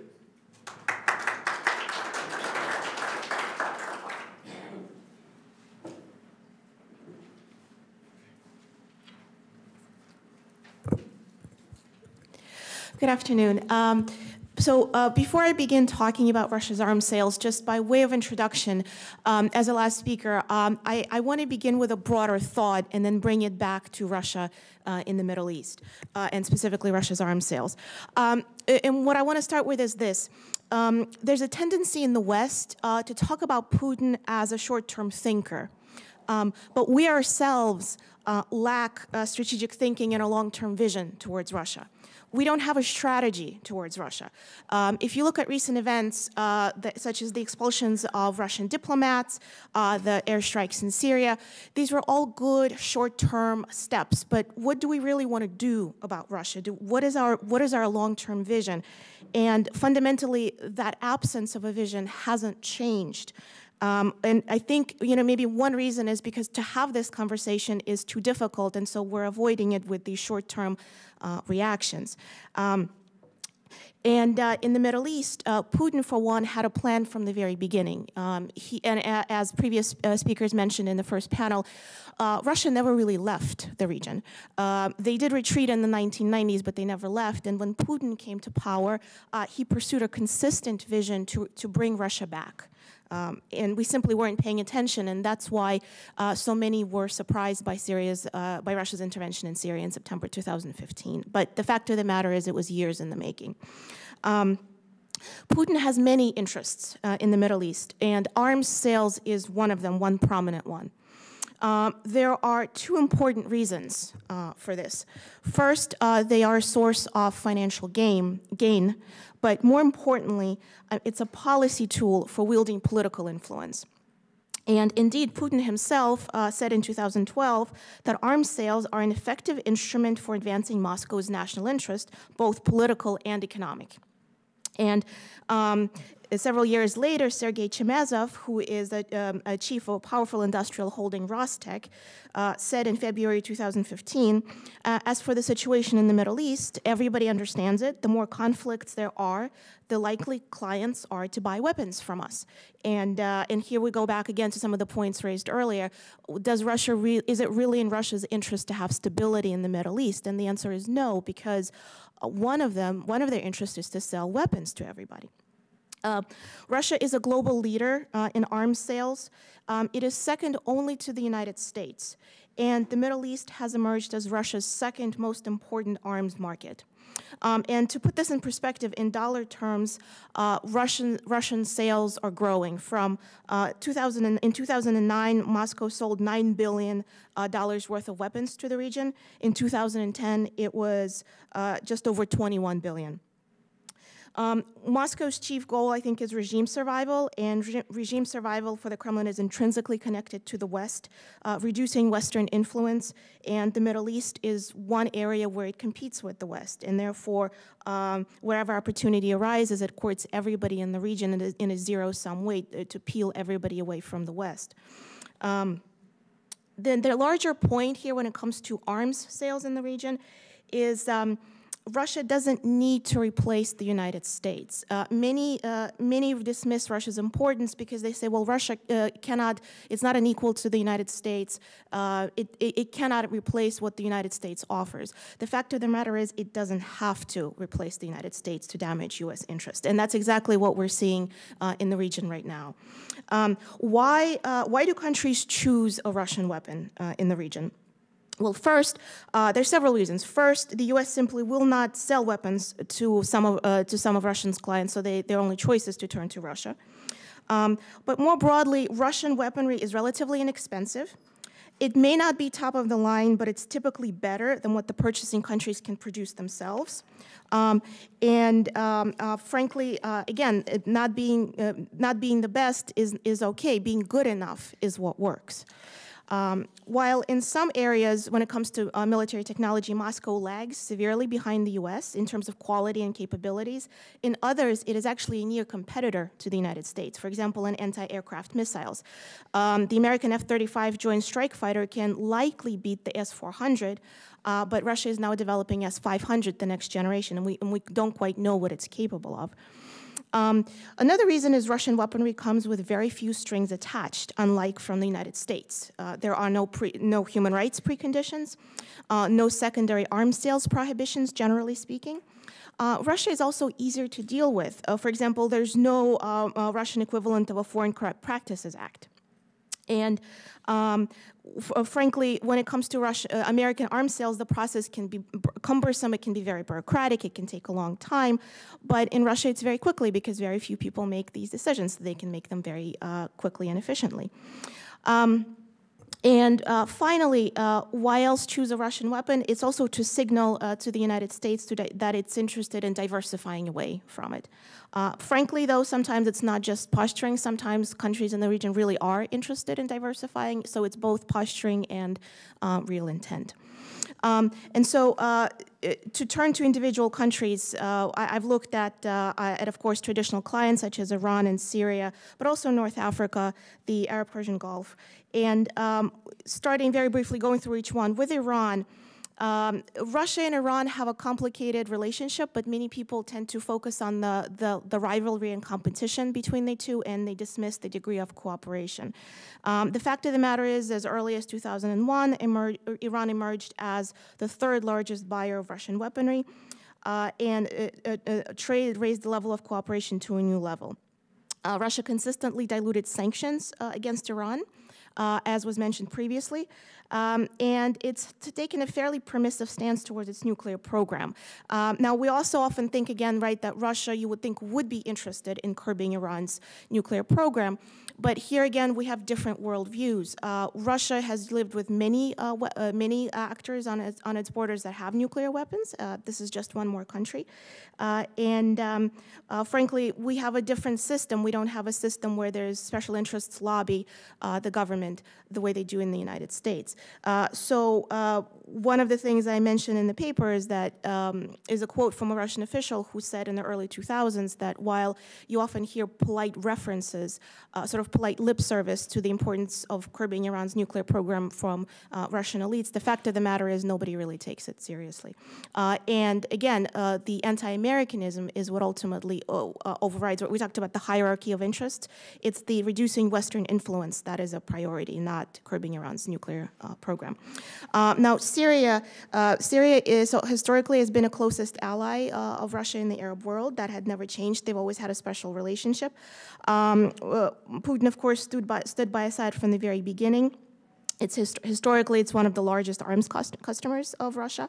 Russia also had its only naval facility outside the former Soviet Union in Tartus. And one of the things we saw is, of course, Russia was immediately building a permanent military presence in in Syria. But beyond that, what we saw, Russia has so many interests in Syria, it would take too long to mention here, but to turn to the arms sales interest in particular. What we saw is Russia using Syria as an arena to advertise its newest weaponry, to test and advertise its weaponry. In fact, very early on in the intervention, Russia fired 26 cruise missiles from the Caspian Sea flotilla. Actually, it was on Putin's birthday. This was a birthday present for him. And Russia could have easily hit those same targets from its existing assets, but what those strikes did is demonstrated military capabilities to anybody who's looking for strong naval capabilities and who is not able to pay top dollar for it. Russia, frankly, used Syria also to dispose old munitions and providing military training for its personnel. And Russia has three what they call live military exercises now: Georgia, Ukraine, and now Syria. And there's no substitute for real live combat training. Russia now controls Syrian airspace, which means that it's in a position to tell the Israeli Air Force whether or not to conduct military operations. They're also now in a better position to collect intelligence on Israel and, frankly, everybody else in the region as well, just by virtue of being there. What Russia is also doing with its military hardware is it's positioning it in a way to limit Western ability to maneuver militarily, the so-called A2AD bubbles, anti-area access denial. And so again, when we talk about short-term thinking and lack of strategic vision from the Kremlin, it's clear that there's more than immediate interests in Syria playing out. He's not leaving Syria; he's there for the long haul. And I'm going to wrap up very briefly and maybe leave the rest for the Q&A, but if you look at Russia's activities in North Africa, frankly, Russia has interest in all of Africa, not just North Africa. Whether it's Egypt, Algeria, more traditional clients, but also even traditionally more pro-Western countries such as Morocco and Tunisia, you see a lot of Russian activity in the military sphere. Russia is building Egypt's nuclear power plant. Not so long ago, Egypt used to be our partner on nuclear energy, but no more. Russia conducted its first joint naval exercises with Egypt not so long ago. And finally, in the Gulf, of course, an area traditionally dominated by the United States, the Kremlin was always courting this region, and I won't repeat what was already said, but we saw, for example, Saudi King Salman visiting Moscow several months ago, which tells you just how much clout Russia was able to achieve in the region. Just that visit itself showed that whether Saudi Arabia likes it or not, they now have to deal with Russia when it comes to Syria, when it comes to a whole host of regional issues. And of course, when it comes to Turkey, again, I won't repeat what was said, but there's also the discussion of the S-400 sale from Russia. So finally, to conclude, Russia's defense industry is not without its problems. And again, as was mentioned earlier, Russia is vulnerable. But the fact of the matter is they've also never been challenged. And the U.S. is retreating from the region. It's consistently showed that it's disinterest. And in the vacuum, Russia has been consistently filling that space. And as long as this trend continues, there's no reason to think that Russia won't be gaining more ground. What we need is U.S. leadership in the Middle East. Thank you.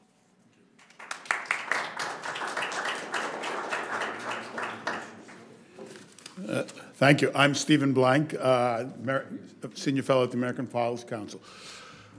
As our previous speakers have pointed out, the Middle East is a principal theater of war between Russia and the West, not just the United States. We saw over the weekend how close we could actually come, though, to direct kinetic clashes between both militaries if we're not careful. Yet we have failed to understand that there's a strategy, that Russia's at war with the West, and that this strategy goes back years.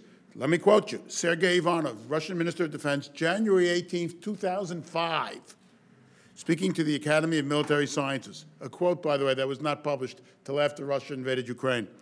Let us face it, there is a war against Russia underway, and it has been going on for quite a few years. That's in 2005. No one declared war on us. There is not one country that would be in a state of war with Russia. But there are people and organizations in various countries who take part in hostilities against the Russian Federation. More recently, Dmitry Trenin, director of the Office of the Carnegie Endowment in Moscow, stated that the Kremlin has been de facto operating in a war mode for some time. So we need to understand what the objectives of Russian policy are, and as Mike Carpenter pointed out, to learn how to think like they do. Otherwise, we are just going to be floundering around.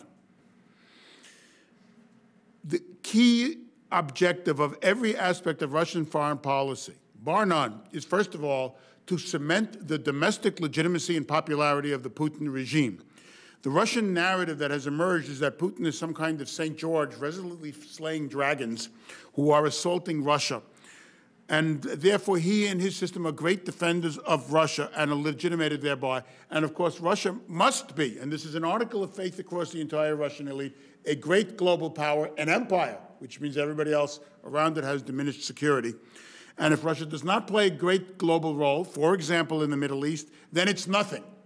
It's an object of world politics and not a subject. So everything, first of all, stems from that core, protecting the image, narrative, and standing of the regime at home.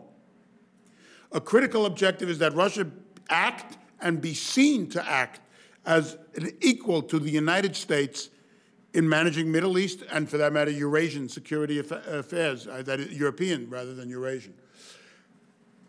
Russia wants, and as Putin has made clear, he wants to go back to Yalta When Roosevelt, Stalin, and Churchill carved up the world, Great Britain is out of the equation today.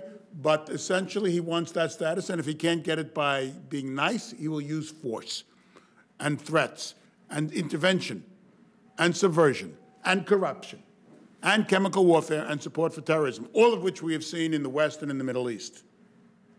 Moscow, therefore, must combat Western efforts to oust Assad, because supposedly we're behind all these people in Syria and elsewhere in the Middle East, and keep the governments of the Middle East in power that support Moscow by all means at its disposal.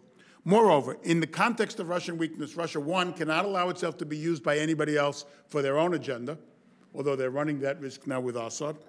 And second, it needs to be engaged with everybody in the region while maintaining a free hand.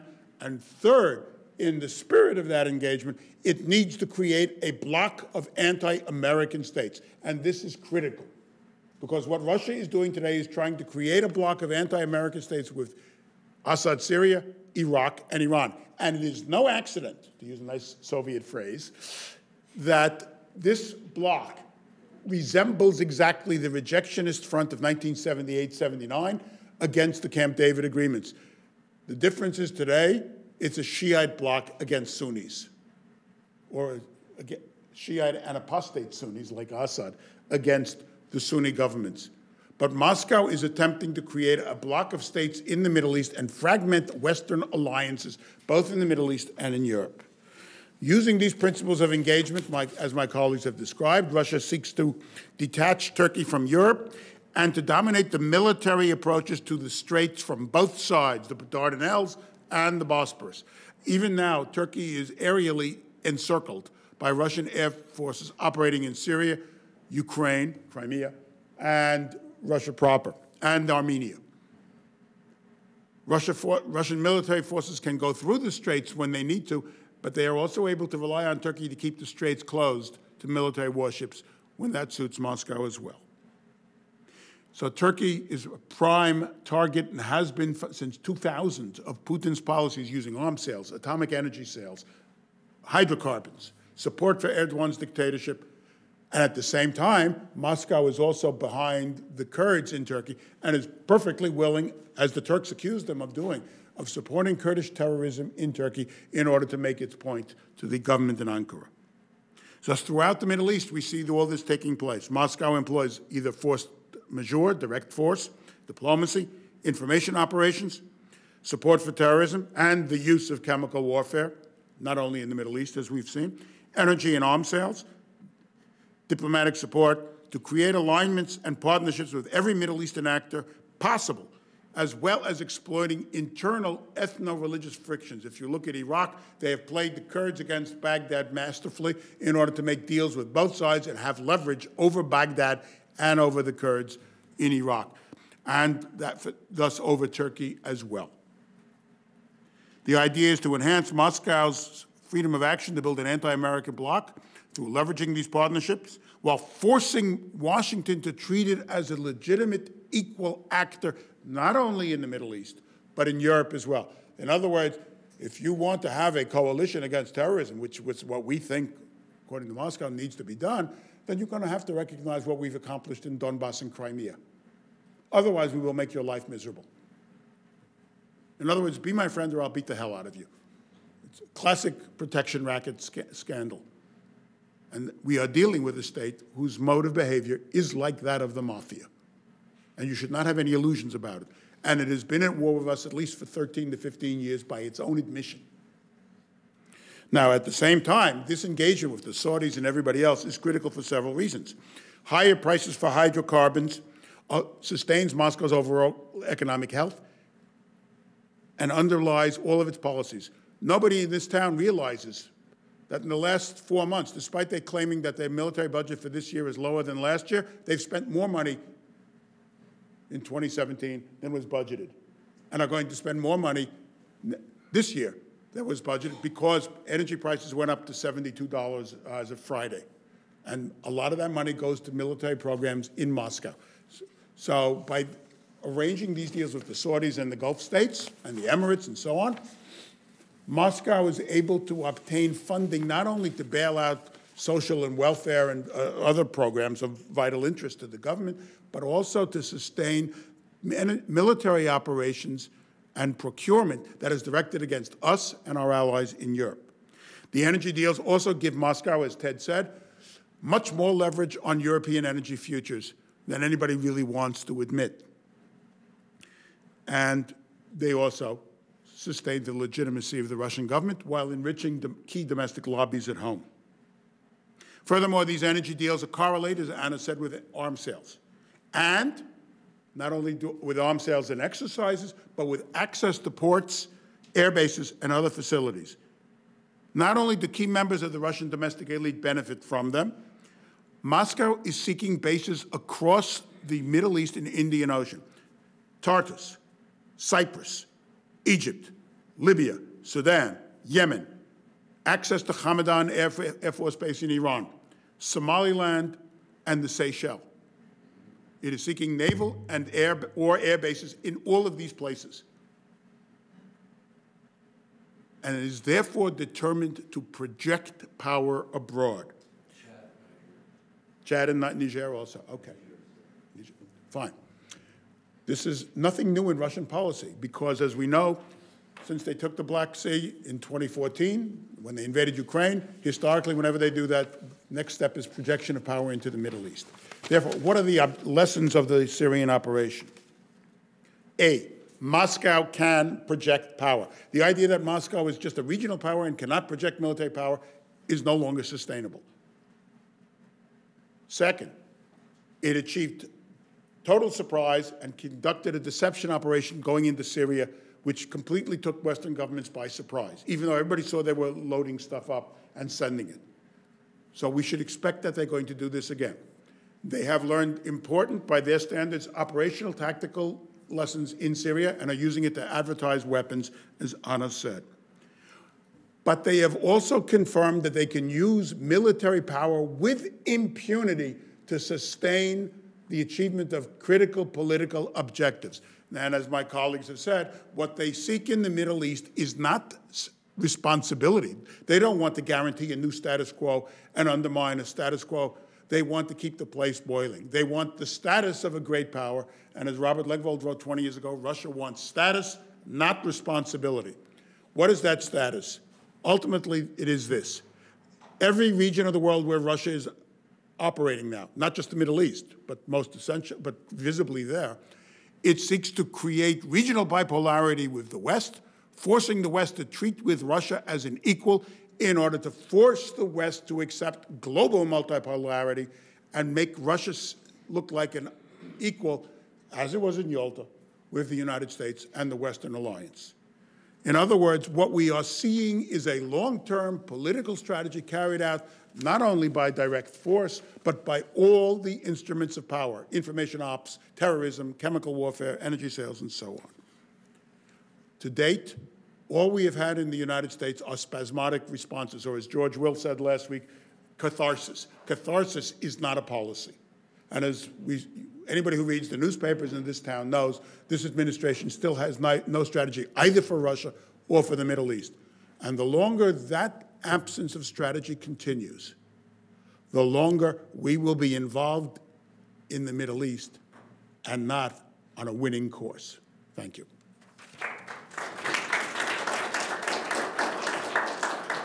It is now 4:20, so we have 40 minutes for questions. We do not have a portable mic, so either go to one of those mics, which please project your voice. Questions? We frightened you that much. Yes, sir. My question's for the panel in general. So we heard a lot about what the problems are, what we should be understanding better. My question is, in the opinion of the panel, what should the U.S. strategy be initially, and then what is kind of our good enough fix, kind of as Ms. Wojcicka mentioned, what is our good enough option for being able to move towards that strategy in the next 6 months to a year? Who wants to take that first? Yeah, sure. Obviously, I have some biases about what should be done first. To me, the violations that are occurring within the financial world, particularly between the sovereign wealth funds and understanding the politics of these of these sovereign wealth funds is key. And I think that the first policy option should really be, as I said in my talk, is making sure that Treasury is aware, or other institutions who look at financial activity, that there's some kind of regulation or view towards this SWIFT activity. I should note that this north-south corridor where the SWIFTs operate, to me, is in a dead zone of financial supervision. It falls outside of some SWIFT activity. It falls outside of some sanctions activity. In other words, what I'm saying is it's easier to get around those rules in that part of the world than, let's say, it is over here. So my first recommendation would be, hey fellas, there is some illicit activity ongoing between the Middle East and Russia. It's in the various fields. It has to deal with some money laundering. It also has to deal with illicit purchase of weapons.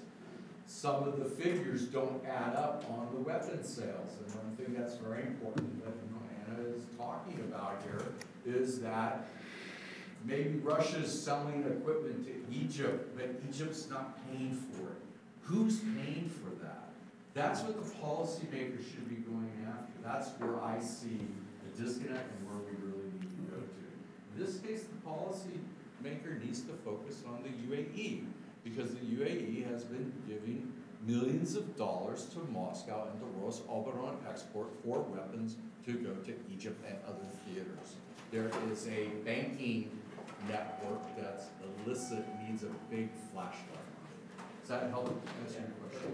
I think it's very spot on and necessary, because there's politics involved in these sovereign wealth funds that are detrimental to U.S. national interests. And just to follow up what Ted was saying, another deal, nebulous deal, was the acquisition of Rosneft's 30% by Qatari Sovereign Wealth Fund and Glencore, which took place in 2016, November.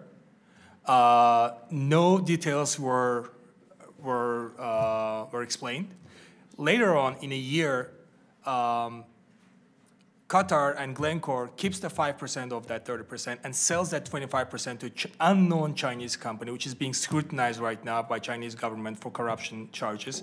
And guess who stepped up first to finance that deal? Russian government-owned banks. So basically, Russia sold its state-owned company's 30% to a Qatari wealth fund and then to a Chinese company, which is now financing that acquisition. So these kind of gray zones should be scrutinized and make sure that, by the way, the money that Rosneft got from sale of that 30%, they went and acquired 30% of giant gas field in Egypt. Yeah. Anna? Turn it on first.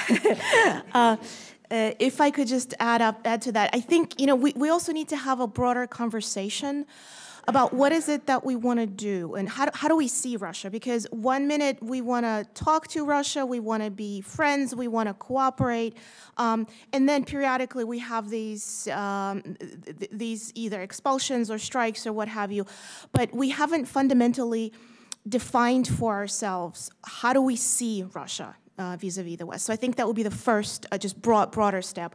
And I think as Steve said and other my colleagues have said, it is at war with us. And we haven't fully realized that until we do, we can't even begin to talk about a vision or a strategy. Beyond that, what Steve also said, Russia is a mafia state. And how do you deal with a mafia state?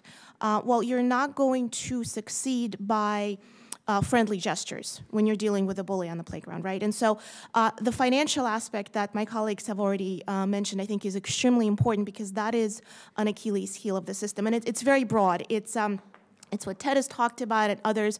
It's also things like the Magnitsky Act. It's when it comes to the military sector, a less illuminated but successful aspect of sanctions against Russia was on something called the dual-use high technology imports, because Russia, where Russia lags is innovation. high-tech stuff. And what they had to do is resort to import substitution, which actually did not work very well. So more things like that, where does it hurt? But again, it begins with a broader conversation. Sam? Yeah. My viewpoint is that unlike Russian officials, the American officials lack what they call it cultural awareness of the Middle East. Here they depend mainly on false, misleading reports coming from the Middle East, mainly via the embassies. I know that because I used to work for media in one of the embassies. And I know they receive most of the reports by misled people just for money. Russians, they understand well what they are doing. They have a plan, they have a strategy, they follow that strategy to achieve what they want. The Americans, they go for tactics, which are temporary. Russians, they believe in strategies, long-term strategies. And that's the difference. The Americans here, they should know the combination of culture in the region to better understand the mentality. Also, they have to know the influence of the Russian media in the Middle East. This is very important. Just not for branding or labeling them, one of the Russian media channels, it has, let's say, a major influence compared to other Arab media channels. It is the same. This shows how they improved just in a decade, less than a decade even. 9 years, 10 years, they made it.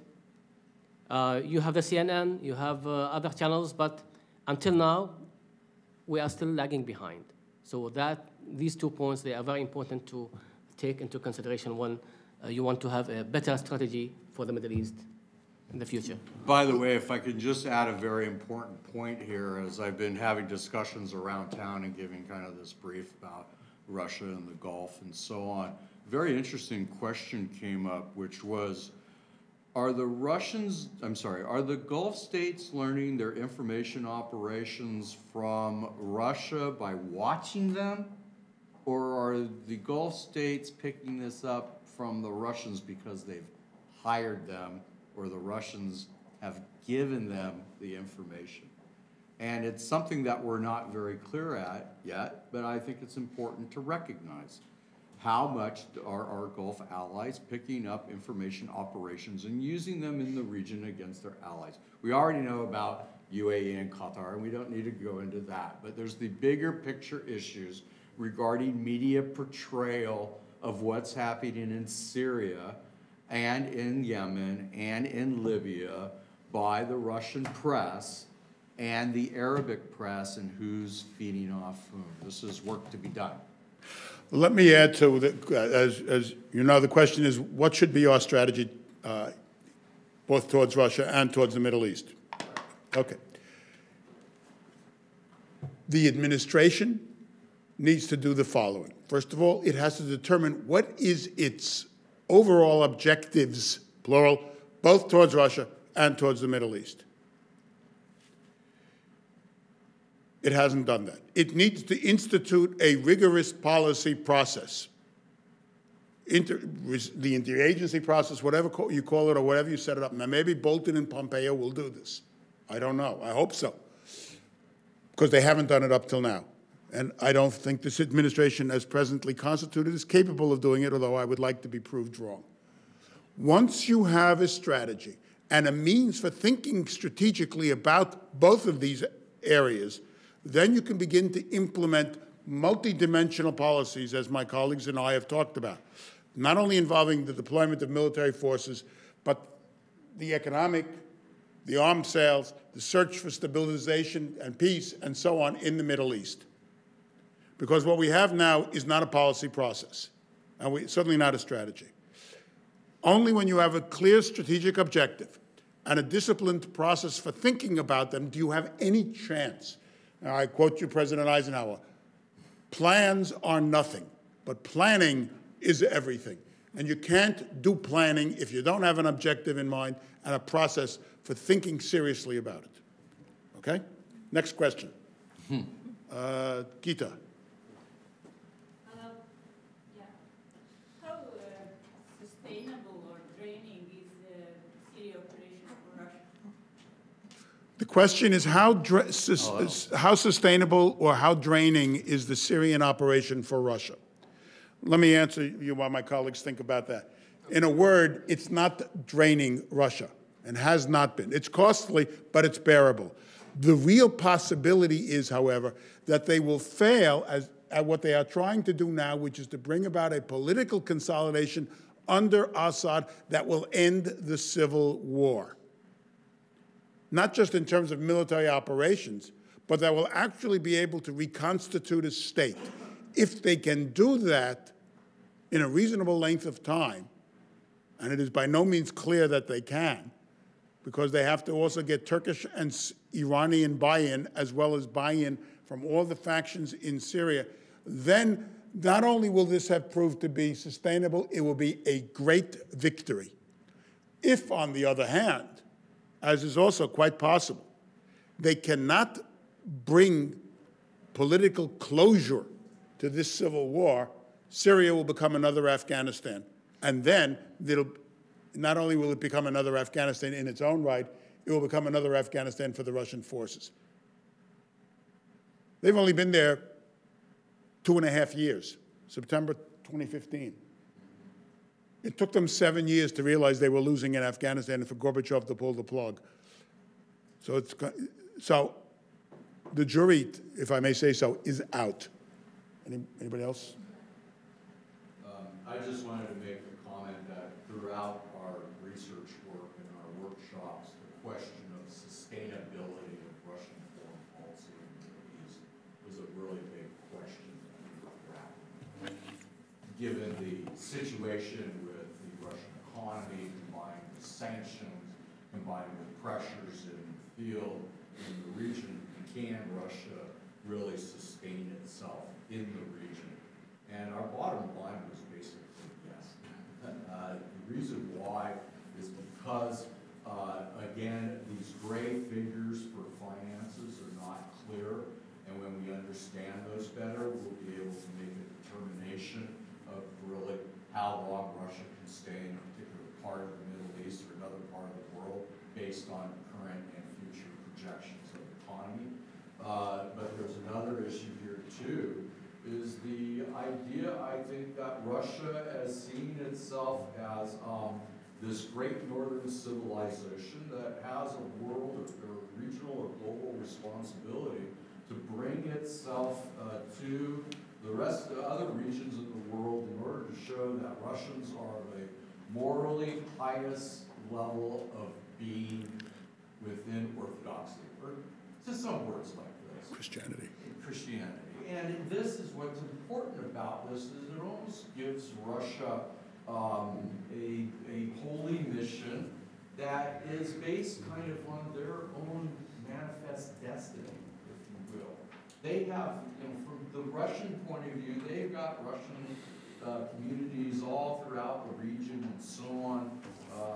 Dubai, of course, and there's a joke in Dubai. It's the 78th obelisk of the Russian Federation. But that's the way that the Russians and Russian citizens abroad look at themselves. They occupy a unique space. So the idea here is, how do you break down that unique space in order to stop that sustainability? So this is where I differ with my colleagues. I say that they'll say, well, it's not really sustainable. It's not doing, well, maybe it is because we don't have all the data in, and there's also an ideological part too. That's the psychological part that goes into that foreign policy that is purely about Russians and about Dusha, really. Briefly, sorry. The reason why, I just want to go into a little detail about why Russia was able to sustain its operation so far and why it has not been expensive. There's several reasons. Now, of course, we don't know the extent of the full costs, and I suspect the real costs are higher than what we see, but they're not, but they have been bearable. And there's several reasons. One, Russia doesn't have ground troops on the ground. In Afghanistan, Russia had the Soviet Union had ground troops. And so in Afghanistan, thousands of people were dying and coming home in body bags. It's the Iranians who are coming home in body bags right now. And I think Putin actually, we don't give them enough credit. They've learned the lessons of Afghanistan. They've internalized it, and that's why the Russian propaganda on the Syria intervention was very different from Ukraine. It was all about showing a very distant, very clean, cost-free campaign that looked almost like a movie, like an entertaining movie or video game. And it's because of the Iranian presence in Syria, I think that's one critical factor that they've been able to sustain it so far and not incur serious costs. Another reason is, of course, the weapons sales component, and that's another indirect advantage too, right? Because there's both indirect cost and indirect advantages. So the Russian arms sales had gone up. There are some stories that I've read, some reports in the Russian press that when it comes to the Russian military, many actually prefer to be sent to Syria instead of Ukraine because it's less dangerous. It's also more visible, it's more legal. They're actually officially there, right on the invitation of the Syrian government. Frankly, many are on a fast track for promotion. And of course, and there's also that whole training aspect for the military. And lastly, there's things like cheap disposal of munitions, for which before they had to pay other companies a lot of money. So there's all sorts of reasons why this was quite different from the Afghanistan scenario, at least so far. Okay, sir, yes. Can you identify yourself as well? We don't have a mic. I'll repeat the question. Go ahead. Nick Curry from Cambridge University. Yes. The Russians certainly haven't lacked innovation with respect to technology theft, espionage, and strategic deception. And one of the things they're focusing on now are low yield and tactical nuclear weapons. And I'm wondering what kind of viable strategy could be put in place to deal with that kind of contingency, being that we don't want to escalate to a strategic exchange should they choose to use these types of weapons to neutralize all the advantages we have militarily. The question is, Moscow is building a whole range of nuclear weapons, including low-yield nuclear weapons and tactical nuclear weapons. What strategy can we employ so that we will not have to be in the danger of a contingency with it? To be honest with you, I don't think that these are going to be used in Syria because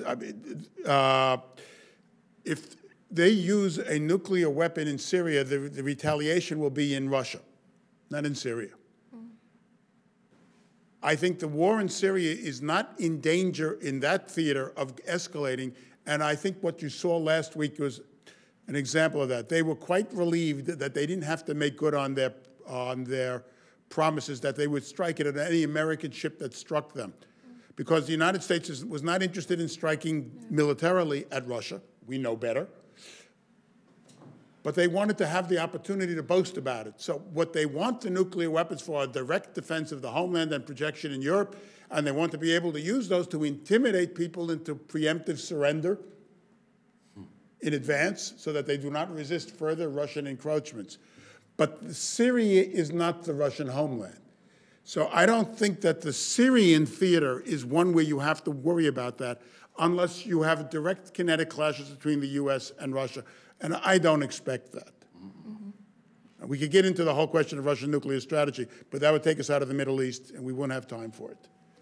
If I could just add really briefly, it's become common, at least I hear often from analysts to say, well, we don't want to fight a war with Russia over Syria, or we've successfully avoided a war with Russia over Syria. And just to add to what Steve had said, there was never going to be a war because it was the posturing it was a bluff, it was a scare tactic to let Russia do what it wanted in Syria. Sir. Anthony Ivanos with the U.S. Energy Stream. A follow-up question to the question on the sustainability of Russian foreign policy. Mm-hmm. Do you take into consideration the low oil prices on the sustainability, and how do the low oil prices of the last and gas prices crisis of the last few years affect the sustainability of the Russian foreign and defense policy? First of all, We're going to go down the line. we'll go down the line on this probably. The question is, do low oil prices affect the sustainability of Russian foreign and defense policy? And if so, how? I'll give you an example. 2016 and 17, the defense budget, as published, declined in Russia because the Russian government, when it did its budget, budgeted for $40 a barrel oil. That was the expectation as the prices collapsed from the high of 2014, which was 114, all the way down to about 28, if I remember, 24. They settled on $40 as a level they could sustain. They did it, imposing substantial hardship. The ruble depreciated, and all the sanctions came in. Today, Brent crude, or as of Friday, Brent crude was 72. I don't know what it is today. They took the difference between the 72 and the 40, and they've already spent some of it on defense. So we see a direct correlation between high energy prices and high defense spending and low energy prices and reduced defense spending. And what's more, you see also an austere deflationary policy by the Ministry of Finance at home overall relative to low prices, and as prices go up, a more expansionary overall economic policy. So there's a direct correlation, and that includes foreign military operations. But you have to remember, Syria is probably being subsidized in some way by either Iran, Gulf states, or others. Second, it's a lot cheaper to run all these information operations than to build mammoth platforms like they tried in the Soviet times. Their strategy, as they say, is indirect, it's asymmetrical, and Putin is, to use our term, a deficit hawk. So they can continue this as long as they don't have to deal with the collapse of energy prices. If energy prices were to collapse, then a lot of things would start changing. And I think this is where this new agreement between Saudi and Russia on creating a larger energy cartel comes into play, where they're able to agree on price for, what, 2 decades? So they're able to sit there and be able to help each other make sure that the price of oil remains at a certain point.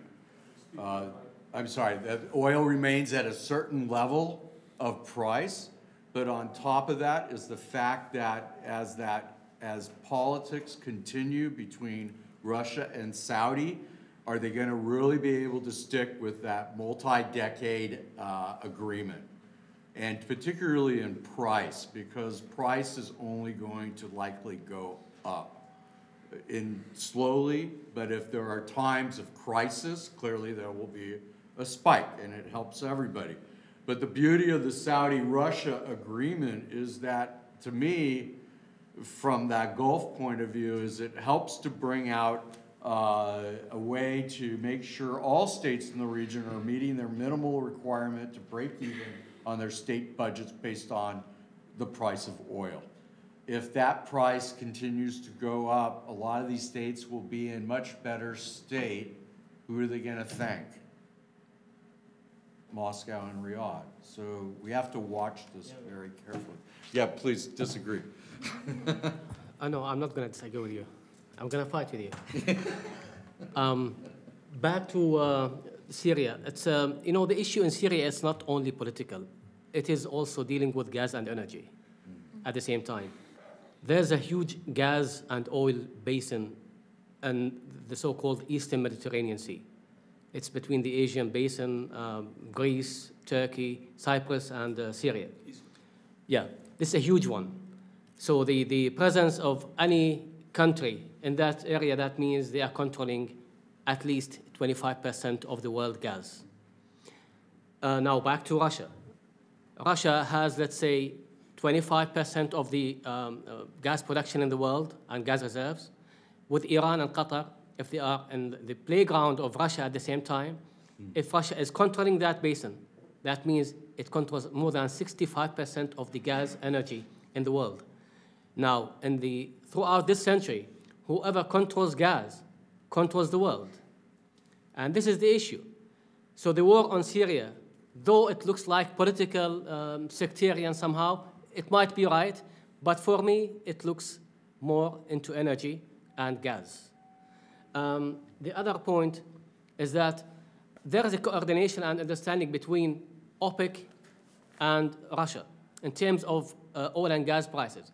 Now, both the producers of OPEC, including the GCC states, Saudi Arabia, UAE, Kuwait, they have been suffering a lot in the past few years because of the decline of oil prices to the 24 level. This affected their budgets, and they had huge deficits now. They want to compensate that. The same applies to Russia. Russia is also involved in Syria. They spend a lot of money in Syria. They have to compensate that. This understanding would not last long. It might last for months or 1 year, but no more than that, because each of them has its own agendas, and they have to dictate on the other what to do, what not to do. Thank you. Well, I already mentioned about the expenses of Russian state, although these are not official documents. I think Yabloko had made the argument that it's around $2.5 billion. It might be more than that. If you look at the Russian state statistics, they have this category of confidential, which is around 10% of Russian export. No one knows what that confidential is. So it's unclear. But again, they made $36 billion for that $10 difference between 2016 and 2017, and it's $25 more than 2016 prices at the moment. So you can make your own calculations. And the other important things, that the plummeting of oil prices actually was one of the most important factors that brought Russia and Saudi Arabia, and as well Iran and other Gulf countries together to do the OPEC Plus deal. That, along with the Syrian conflict and the power vacuum and everything, from purely energy standpoint, that was the main factor that brought them together. So you can look at it as also from strategic standpoint as well. And I think sanctions can be more detrimental to Russian oil and gas industry than the plummeting oil prices, because 30% of Russian gas and more than 30–40% is located in Arctic basin. And we talked about the Russian lack of innovation. Russia has been producing oil starting from Azerbaijan during the Russian Empire for the last 100 years and 50–60 years in Siberia. They still cannot develop oil and gas fields in the Arctic basin. And there are only 5 or 6 companies, major companies, that can operate those complicated projects. So they need Western companies there. And as we heard last month, Exxon left Arctic basin. So that's more problematic for them in terms of sustainability than the oil prices at the moment. Okay. More questions? Sir? Yes. Yes, it's Russian Embassy, Usman speaking. I wish I could comment on every observation we had today on your side. But I will simply ask the audience to check every statement against the estimations. We have the assessment on the side of the U.S. military, especially the U.S. retired military. And Do you have a question? Yes, I have. Okay. Can you give me a minute? We only have 10 minutes, sir, and other people want to ask questions, so please ask your question. All right. I didn't see many hands wavering. Anyway, my question is to Shihab, because others speakers leave no room for questions. Shihab, the U.S., Russia, Jordanian contribution, further contribution to de-escalation in Syria. I know it's very trouble area for you, especially the border zone. And second part, the U.S., Russia, Jordan contribution to the peace process with regards to Palestine and Israel. Yeah, okay, thank you. So it's 2 questions in one. Back to the escalation zones. I have been traveling to the escalation zone in southern Syria, actually, many times. And we've been discussing how to, let's say, cope with this situation, which is unstable. We had, let's say, a major influence on the Jordanian tribes who are in northern Jordan, and they are, by the way, the same tribes in southern Syria. Just because demarcation borders of 1917, Sykes-Picot, accord, they have been divided. So they are cousins living nearby the borders. So who controls the, northern Jordan controls southern Syria. That's how we managed with the Russians and Americans to control that area against infiltrators who are going from Jordan to Syria and vice versa. It was a proposal to the Russians and Americans to initiate that de-escalation zone. It started with one in the beginning. After the Astana conference, the Russians, they themselves proposed to have 4, and they have become effective last July. And since then, I think, Jordan, we are living peacefully because we haven't suffered from that huge influx of refugees to Jordan as we used to have in the past. Back to the second question. I'm getting back also to the king's visit to Moscow, last one. That visit had, let's say, 2 dimensions. The first one, the king on Moscow visit, he met with the Mufti of Moscow and with the Patriarch. And this has lots of meanings and messages to be sent to those who are concerned. Also, Jordan is in, let's say, in contact with the Russians regarding the future of Jerusalem after Trump's recognition of Jerusalem as the capital of Israel. Jordan as, let's say, a custodian of the 2, let's say, sites in Jerusalem, whether Christian and Muslim, and this has been recognized also in the recent Arab summit in Dhahran 2 days ago, that Jordan is the only country that is in charge of custodianship over the holy shrines in Jerusalem. And this is like, let's say, carte blanche for Jordan to go ahead talking to the Palestinians, to the Israelis, that Jordan is a red line, the Jerusalem is a red line, and the part that the Israeli capital should be is in Western Jerusalem, not in Eastern Jerusalem. And this is mostly, most of the Arabs do not understand that only East Jerusalem is for Muslims and for Arabs and Christians. The other part of it, which is, let's say, Israeli, it can be negotiated later on to reach the final settlement. But we get full support from Putin regarding Jerusalem. Also now we got full support from the Trump administration regarding Jerusalem issue, with their maybe postponement of the movement of the embassy and so on. So this is my answer. Thank you. There are other questions? Sir, in the front. Alexander Nolan of U.S. Ukraine Foundation. My question is about Russian non-military forces in Syria, either contractors and possibly volunteers. Does the panel see any similarities with the same types of forces in Ukraine and any kind of threat they might pose to the regime when they come back home? And we've seen some, when people talk about, for example, Igor Stoichkov and how he became a political force of his own and how that could possibly be a future regime threat. Do you see any kind of similarities like that? The question is, as you all know, there have been many reports of Russian private armies, like Wagner, in Syria. Has this been found in Ukraine? And second, when these troops return from the theater, are they a threat to the established order in Russia? I would argue that we see a distinct similarity. Wagner has been in Ukraine too. And we had other private groups, such as Malofeyev's group, involved in the actual initial operations to seize Crimea and then in the Donbass, before the Donbass settled into a real trench, not necessarily trench, but a static but conventional war operation. And this is one of the distinctive modus operandi of the Putin regime. As a matter of fact, they've done this at home. I published a paper about 9 or 10 years ago outlining then the thousands of men who had been recruited for various paramilitary operations within the government and the MVD, the Ministry of Interior. They have now learned from us, for example, from Blackwater, and from those operations to try to create these kinds of private armies that they can maintain plausible deniability, they can reduce the strain on the state budget because they force oligarchs to bear the cost of this, but they also can attract them with high salaries and the lure of not only of military action in exotic places, but also they are targeting areas where Russia has investments.